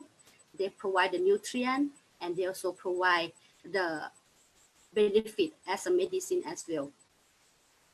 Apart from women, how to know to use it sustainably, because we only use as we need. We're not really like just exploiting. No, we only know like, okay, we need this amount and we take care of it. We make sure that our future generation also will access to this different of food, plant, and medicine in the future, as well as our clothes. Our mother also teach us which kind of plant that you can dye your natural clothes and what season that you should collect it. These are come as the women that we holding different knowledge, experience, and skill. Therefore, you can see apart from using and nurture the forest, we also know how to protect our forest as well. In this photo, you can see the women taking lead also in doing GPS mapping in their community to demarcate their land, to survey where is their plot area of farming and where is the forest, where you can find the herbal medicine, where you can find the food source in the forest. More because they are the one who going to forest every day, so they know which direction that you can find different kind of food. As well as sometimes they also have to encounter with those e-logging.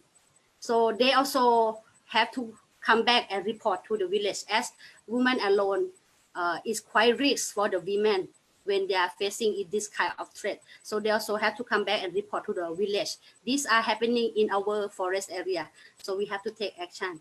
And these are the photo of our current leader who are explaining about their land and territory. Every year when there are forest fire, Indigenous women and men, we will go to the forest together to making the fire break, to make sure that there will no forest fire. Because every time if there are forest fire, you can see in Amazon or in Australia, this is devastating, like the loss of the forest and biodiversity. But in Thailand, the community, without any support, they continue this practice.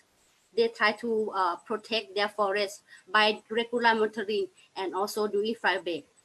And this year, we also lost one life of our women who go to fighting with the fire. She lost her life because of to protect the forest. So you can see, like, we are not only holding knowledge, but also we also doing the protection and the safeguard for our biodiversity, that to make sure that our children, our brother, sister in the future will still getting the same water, clean air, and also knowledge to continue to protect this nature together for the world. Thank you. Thank you, Pirawan, for a very good presentation. We have an expression, mother tongue, and I think which means your home language. And I think it is a very simple phrase that it shows the importance of women in our culture as handing down culture, as handing down language.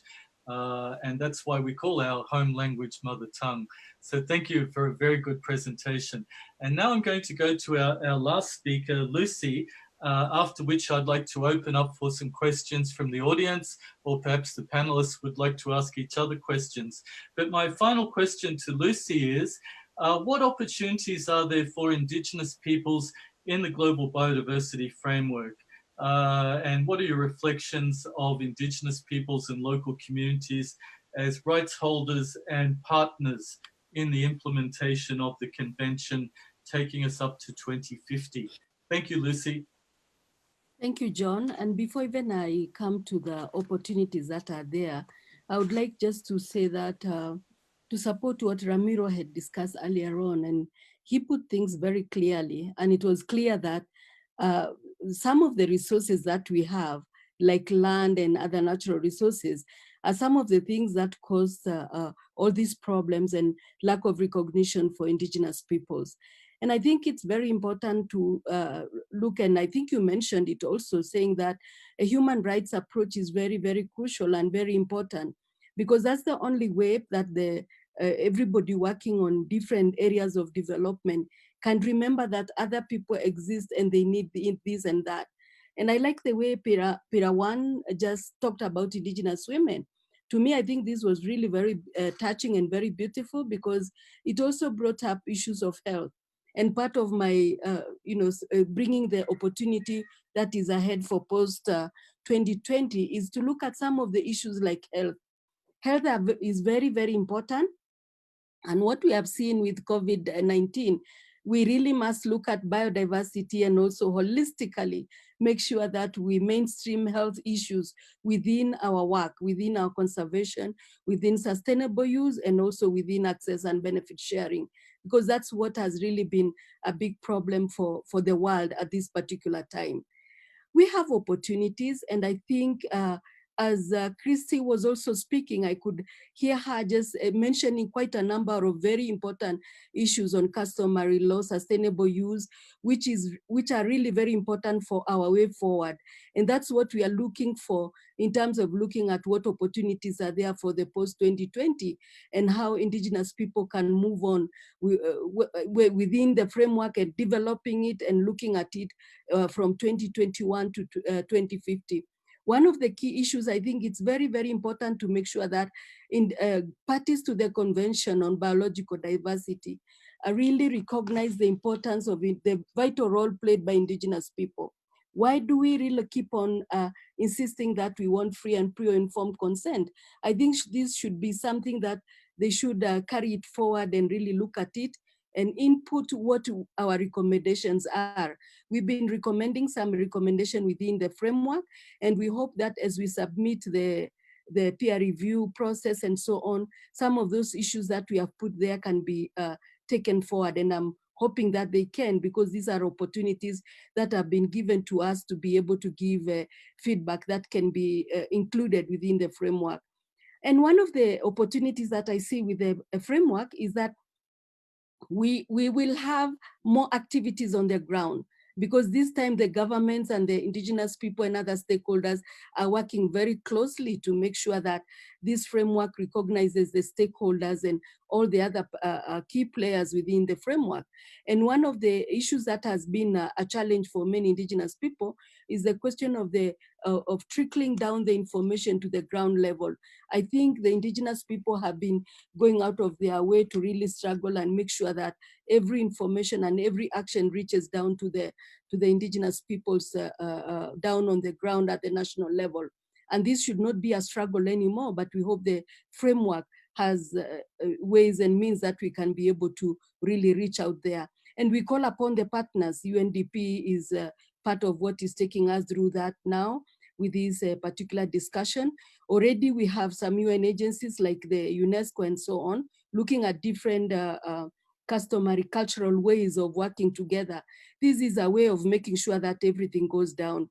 I also had listed down that we should also make sure that we involve a lot of number of Indigenous people's issues, Indigenous women issues that are discussed. And that's why I was very excited to hear you ask Pirawan a question on Indigenous women's role.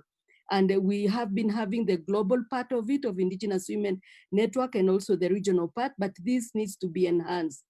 We also, in different regions, I see the opportunities. Like for us in Africa, we've been having the African Initiative of Access and Benefit Sharing, spearheaded by different governments, especially the GIZ, the German government, and other partners who have been playing a role in it. And we've been exchanging from different continents and different regions to make sure that at least we can be able to work together.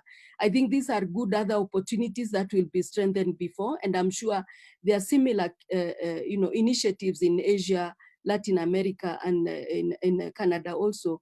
So we hope that this can be, and Chrissy had mentioned about the protocols. This is an area which is very, very important, because for us looking, and for me looking at the post 2020, I think there is quite a lot of opportunities for government to clearly also come and recognize the Nagoya Protocol and have the implementation process go forward, because in most of the countries it's still struggling to make here and there.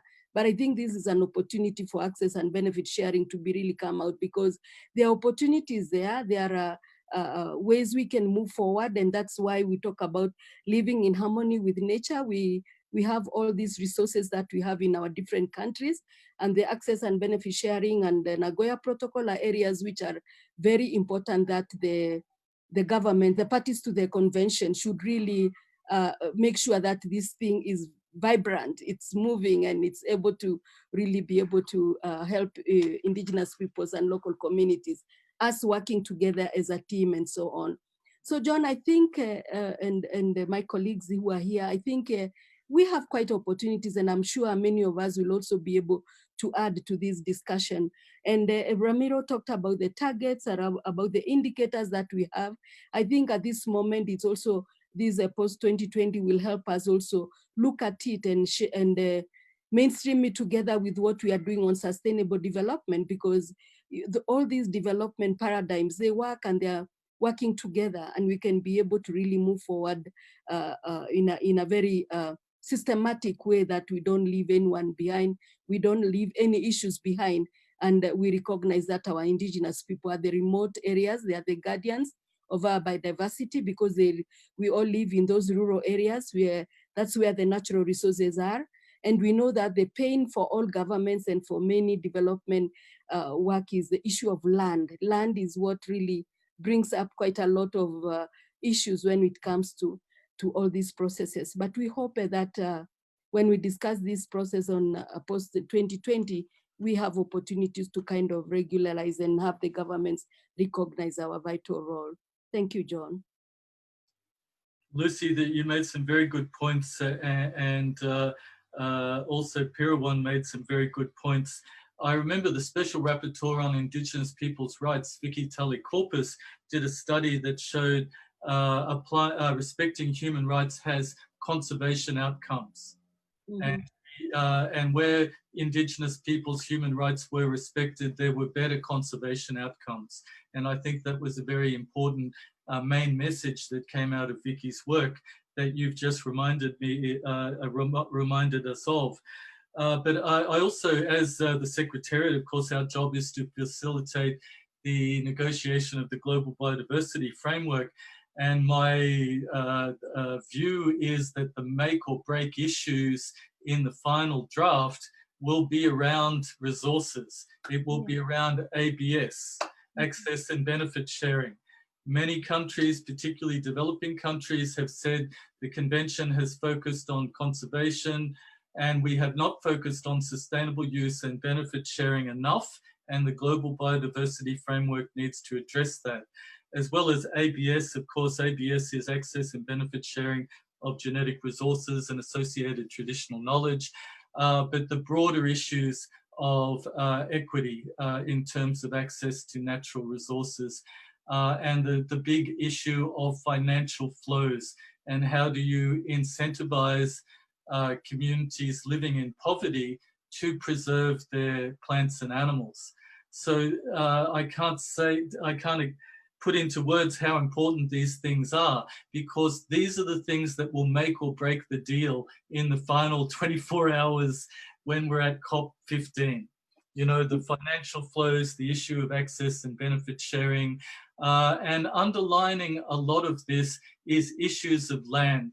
While countries are not clear who owns and manages the land and waterscapes, it's going to be difficult to manage these areas. So I encourage all modern countries to resolve their land tenure issues as modern equitable states. So I want to, of course, we have some very good questions from the audience, and I just want to pass these on to the panel as we move into the final stage. We have a question from Brigido Herrero, and she asks, she makes a comment that it's very important that projects take into account Indigenous participation before they start. Otherwise, communities often refuse to participate. And I know some of our speakers have talked about the right of prior and informed consent. So I'll hand to our panelists to see if somebody would like to respond. But I also have one more question, and that is, Odore de Castillo is very interested in marine resources, and he asks if what are Indigenous peoples' approaches to protecting marine resources, and how could that be addressed in the Global Biodiversity Framework. And of course, I know Chrissy works on issues related to sea country, the Great Barrier Reef in Australia. So over to the panel. Firstly, the question about participation in projects and prior and informed consent, and then maybe over to Chrissy to talk about managing land, sea country. Thank you. Who would like to have a go at the prior and informed consent question? Chris, go ahead, Chrissy. Thank you. Okay, Chrissy first then. Yeah, look, thank you for the question. It is really important that communities and Indigenous peoples are fully aware of the ethical standards, if you like, of any sort of project, significant activity that may disturb or destroy any part of, their cultural sites, and for the proponent or the developer to also be fully aware that they need to engage with prior to just lobbying up and saying, we want to do this project, do you want to be part of it? They need to build a relationship with them first. And, I've always said to researchers when they come with ethics proposals for ethics clearance, that you cannot expect to just lob on the doorstep of a community and say, well, I'm thinking about doing a project which is on your country, but, I think that you should be coming along with me and allowing me to do this and that and the other.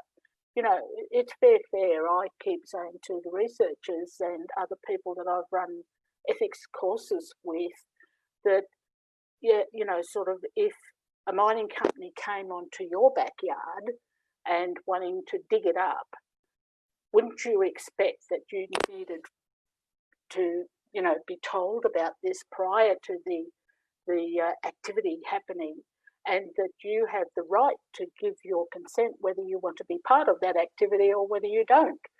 And that was just putting it in very simple terms so that, an everyday person, might understand what free, prior, informed consent was all about. But it is, as I said before, now communities here are really insisting that they can be part of the design of a project, a research project. And so it's a co-design effort, and we're working with, I might just sort of move into the sea country one. We're working with the leading scientific body in Australia, CSIRO, in co-designing a project to take out to communities once this COVID pandemic, allows us to do so. Because we can't actually go into communities yet for the fear of taking COVID in there and it affecting particularly our elders. But, we're doing all of this in conjunction and in partnership with the scientific body. And many communities in Australia are now doing that so that they have some sort of ownership of the project, whether it be on land, whether it be on sea. It doesn't really matter. The project we're working on is across the Great Barrier Reef and the traditional owners that are custodians for the Great Barrier Reef Marine Park. So, there are other programs that are also looking at marine and sea country planning for and with Indigenous communities. We have a program called the TUMRA. The TUMRA is a voluntary agreement for traditional use of marine resources agreement. So that's the community saying, yes, we will only take so many turtles at a certain time. Yes, we will only take one dugong per year. And that is the part of the conservation of that particular species and looking at customary sustainable use. And so in maintaining those numbers of dugongs, which are increasing every year, they are also looking after the grass seabeds because quite often anchors will rip them up and, sort of just motorboats when tides are down and low will start to pull out the grasses of which the dugong, which is a sea cow, feeds on. So it's all of those sorts of things. Rangers are actually out on the waters, tagging turtles, tagging dugongs, and that sort of thing, and doing their monitoring so that they can feed back the numbers of, yes, we saw so many, you know, sort of dugong in a certain area, and the numbers are up from last year. So, you know, this is the work that traditional owners are getting involved in and participating in that sort of work with, you know, sort of not only sustainable use, but monitoring and reporting on that as well. Thanks, Chrissy. Yeah. I think Lucy wants to talk. So Lucy, over to you. Thank you. I just want to add on the issue of the Indigenous peoples projects and so on. I think thanks to the UNDRIP, the United Nations Declaration on Indigenous Peoples, for having that particular, you know, input in terms of free, prior, informed consent.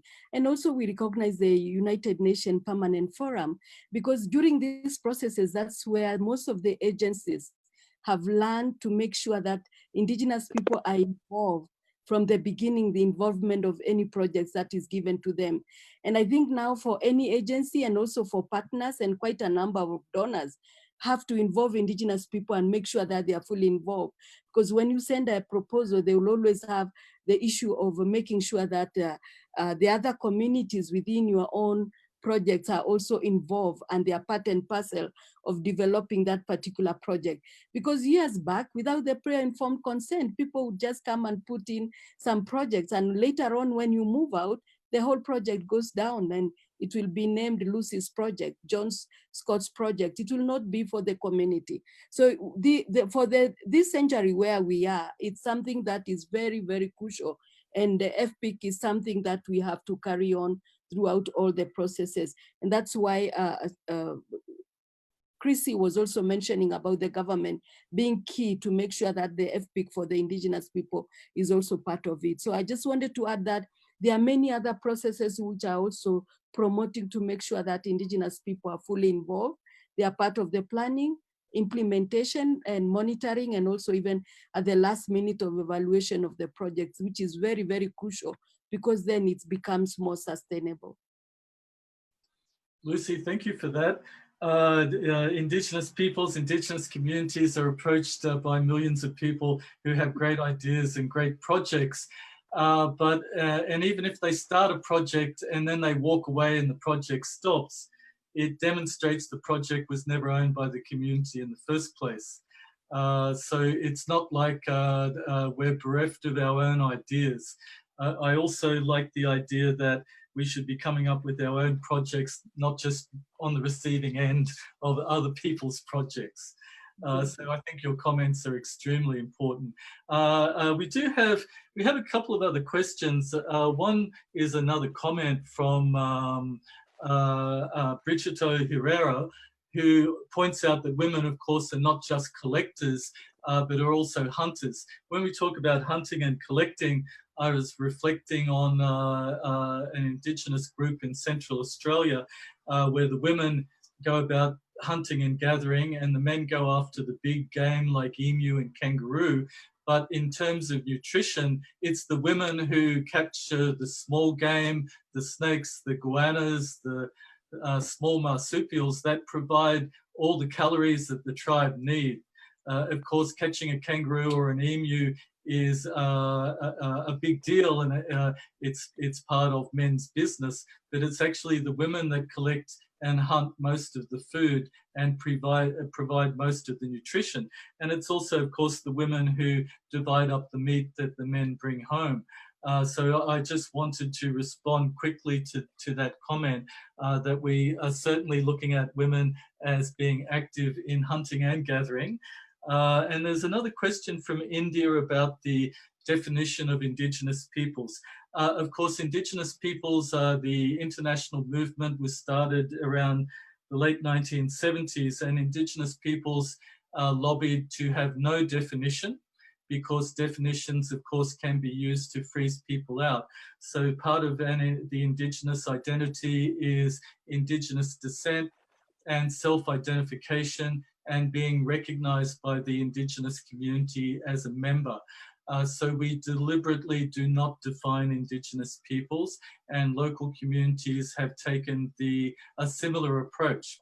Now, I'm going to stop now because I see also that Nigel wanted to talk. So Nigel, I'll give the floor to you. Thank you.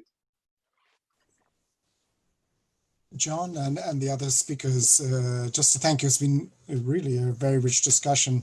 The only thing I want to share, because we've had discussions with the CBD before about it, is the global biodiversity framework, as Ramiro has said, it needs to be robust. It needs to have ambition and it needs to deliver a change process. And Indigenous peoples are very key actors in ensuring that that change happens and are very active, evidently, in lobbying. At the end of the day, it's the member states of the Convention on Biological Diversity that must agree to the ambitions, must agree to the targets, and that will create a global framework. At the same time, I think that this issue of biodiversity is so critical to the survival of our planet, and we've just been through a big crisis triggered by a misuse of biological resources, that the entire UN system ideally should align with a single strategy, and that includes a stakeholder strategy, a rights-based strategy, and an effective implementation strategy, and to work with all of the member states of the UN system to ensure compliance and implementation, and technical capacity. Many countries really struggle with some of the complexity of the science. We just had a webinar recently with the Pacific Island states because they are mostly not members of IPBES because it takes scientific capacity to be fully involved, and yet they're very rich in Indigenous knowledge. So one of the things for Indigenous activists to think about is there's a CBD agreement, it's a convention-based agreement, but there's also the General Assembly, and there's also the UN-wide system. So if it's possible to adopt a UN-wide strategy on biodiversity that supports the conventions, but ensures that all UN agencies pull in the same direction. So each of us, FAO, UNESCO, WHO, we all have different governance bodies. The UNDRIP covers everybody, but if there was a global strategy on biodiversity that is a mandate behind all UN agencies, it could make a very creative difference in terms of capacity building and full delivery. So I leave that to Indigenous activists to consider if that's part of your strategy as well. Thank you. Thank you, Nigel. I have a question from Papua New Guinea, from Lily Saar. So thank you so much, Lily. And Lily is a community development worker in Papua New Guinea. I was just reading about New Guinea and the diversity of plants there. I believe it's the Center of Diversity for Bananas. Anyway, Lily asks, how can the global biodiversity framework encourage an effective dialogue between outsiders and local people to manage the community biodiversity, but more significantly to address well-being and human health and food security of Indigenous peoples? It's a very good question, and I'm turning this over to any of the panelists who would like to share their reflections. Thank you, Lily, for the question.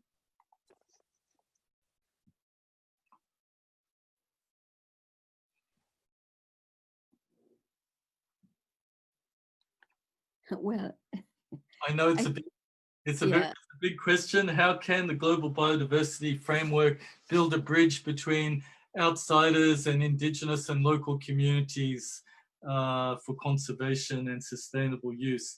And of course, she brings up particularly health and food security, which is so important during this ongoing COVID-19 crisis. Yeah, I just want to kick it off, and then maybe the rest can do that, because if your country is already ratified, is a party to the Convention on Biological Diversity, then definitely, because this is, as Nigel has said, is owned by the states, by the different parties, then it's very easy for people, the local communities, to be able to have access to the process of what is going to happen at the national level. And that's why I was saying that we hope the post-2020 can now go back to the national level, and then other key stakeholders, the local communities, Indigenous peoples in those countries, can be able to access and participate and be able to make sure that they also input because when they get this framework, it's also going to be domesticated. It's going to be part of the country process. And during that time is where by many indigenous people and their local communities and other public can be able to act on it. So I think that's a great area that you can be able to involve yourself in when it reaches at the national level. And indeed, as I had mentioned, health is very, very crucial at this time, and it has to be a continuous issue now. And also about food security, because these two, as you mentioned it, are the most challenging issues that have come up during COVID-19. And we've been told by health people that the WHO and all these, that it's very crucial to have food security, to have good nutrition, not only for us as adults, but also for children and all the community as a whole. So this is a good process that you can be able to follow it up in the national level. It doesn't block anybody so long as you are your country is a party to that convention on biological diversity. So maybe the rest could also chip in, but that's what I wanted to clarify with her. And thank you, Nigel, very much for your input, and especially when you brought us the challenge on the General Assembly, that we can see how we can be able to input that and let it come up as a strategy so that it is something that can be mainstreamed in most of the work within the United Nations. And this will really take forward for the success of the framework. Lucy, thank you very much for a comprehensive overview. And of course, one of the convention's negotiation process for the global biodiversity framework, it will not just be a CBD framework, it's a framework for the whole world. So it's for all, the entire UN system, for all the governments, for humanity, for indigenous peoples, local communities. So it's important to emphasize the global biodiversity framework is not a framework just for the CBD, but is a framework for everybody. So that's extremely important. Also, just to let Lily know that the parties to the convention, which is almost every government in the world, usually are required to have a national civil society committee that includes indigenous peoples and local communities to provide advice to the government on developing their national biodiversity strategies and action plans, and developing their draft reports. And you should have a look at the national report from Papua New Guinea, which of course these are all public documents that are available online. The parties to the convention have finalized in the last 12 months their 5th national reports. I think it's 5th. And yes, so we're currently, of course, later this year, the subsidiary body on implementation will review progress under the convention, including on the program of work on Article HA and related provisions, as well as looking at the Nagoya Protocol and the Biosafety Protocol.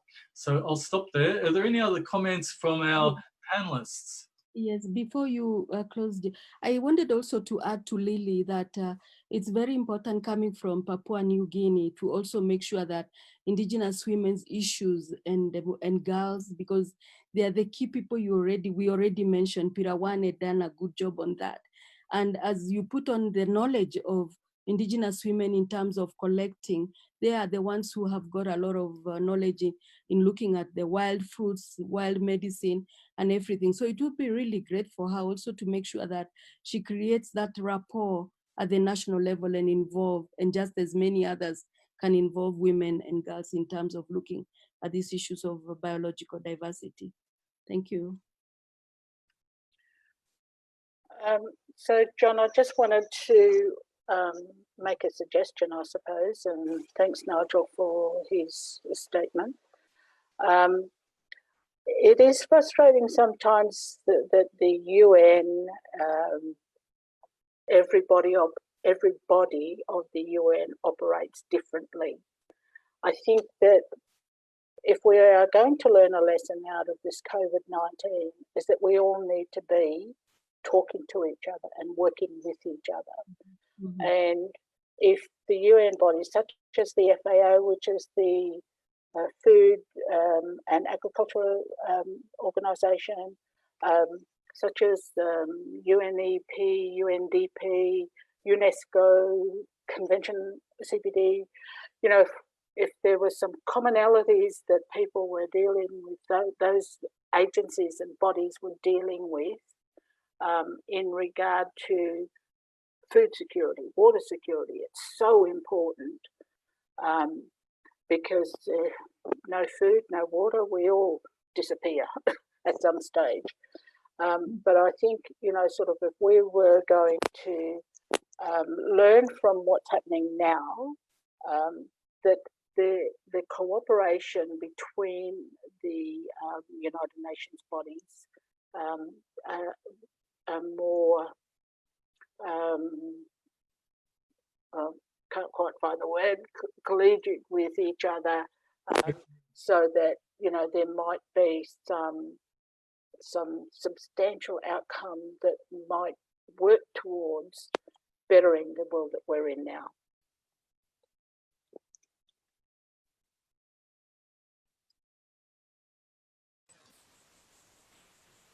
Go ahead, Pure. Yeah, thank you, John.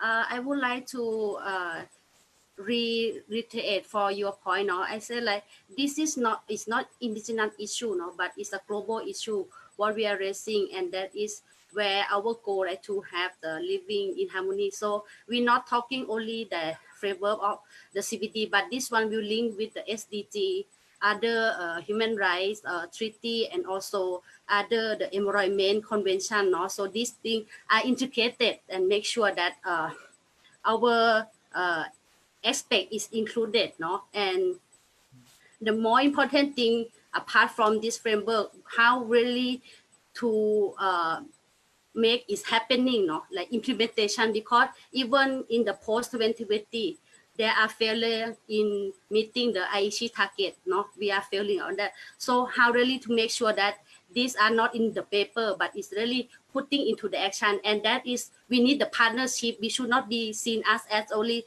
beneficiary group or marginalized group. So we really taking us up as the partnership, and as you say, FPAC, you know, so that means FPAC is a process. You have to involve us in the beginning.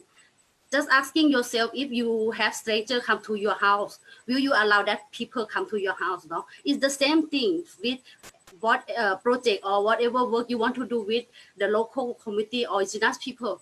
You have to consult with us, no? Because if you give something we don't want, of course we will deny, no? And if we don't know you, of course we don't want to work with you. So you have to give fully information, and also you have to make sure respect us. No, this is the mutual respect. It's not only indigenous people, right? But this is the way indigenous people and everyone, we should treat each other with respect. No, so that's why FPAC is the approach. But in basic human life, you have to respect each other. So this is just the way how to perform in the action that we are respect each other. No.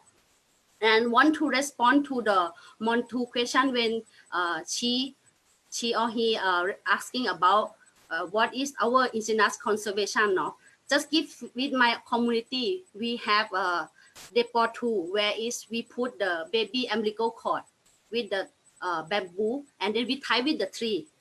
And this tree cannot be cut down because it's our spiritual of the baby, the well-being of the baby, putting with that tree. So you're not allowed to cut. So this is one of the conservation that we're protecting the remain forest, and that is building the big forest remaining in our land. And another river conservation system in Malaysia, they call it Takau system, that they put certain year that you can not hunt the fish in the certain year. And then they also keeping different kind of red zone, yellow zone, and blue zone where people can really access to that. And that also preserve not only the river, but also the aqua in the river. So you can see like a lot of good practices of business people already there, but how our government and the policy level really integrate it into their policy level and really recognize these practices, no? So that we can have the same target, because both government or other stakeholders, we have one goal in conserve, preserve, and use sustainably of our nature. So we have to work together as a partnership. Thank you.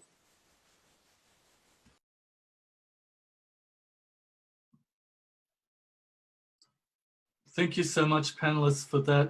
I have a final question. Odore Di Castello is talking about the importance of food security and issues of climate change. And of course, she's very interested in Pirawan's discussion, particularly about the role of women and resources. I know that we're also at the moment working on indicators for the Global Biodiversity Framework, and some suggested indicators have been things like food security, food diversity, traditional diets, access to traditional medicines. So I'm going to just take a last round of views now on the relationship between biodiversity and food security and climate change. So would anyone like to say a few words? Pirawan, it might be over to you. Thank you. Thank you.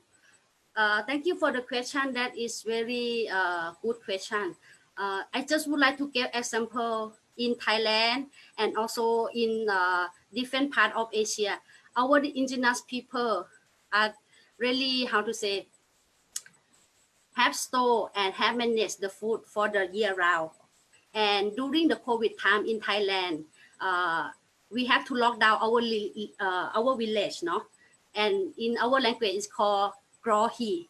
Grohi is like we will conduct the Grohi whenever there are disaster or there are outbreak of the disease or some bad thing happening. So we lock down our community. It's been 3 months that people are not allowed to go out to the city, as well as no one allowed to come to our village. So during that time, our main resource of the food is really from the rotational farming, where you get the whole year of the rice. You have secure on the food or the rice already, because rice is considered as the main food important for the indigenous people. The second one is the vegetable, fish, other food in the forest, non-timber forest product that they can access to that. So people really don't have to use the money or really have to rely on the outside.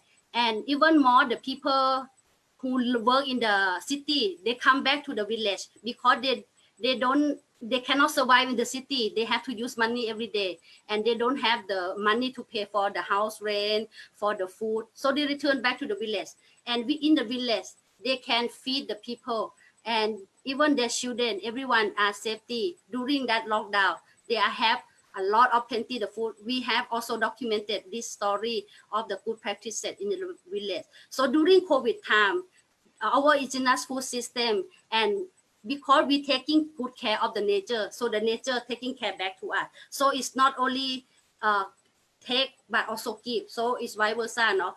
If you protect the good natural resources, then in the return, the nature, the Mother Earth taking care back to you. I'm going to stop you there because that's such a powerful message.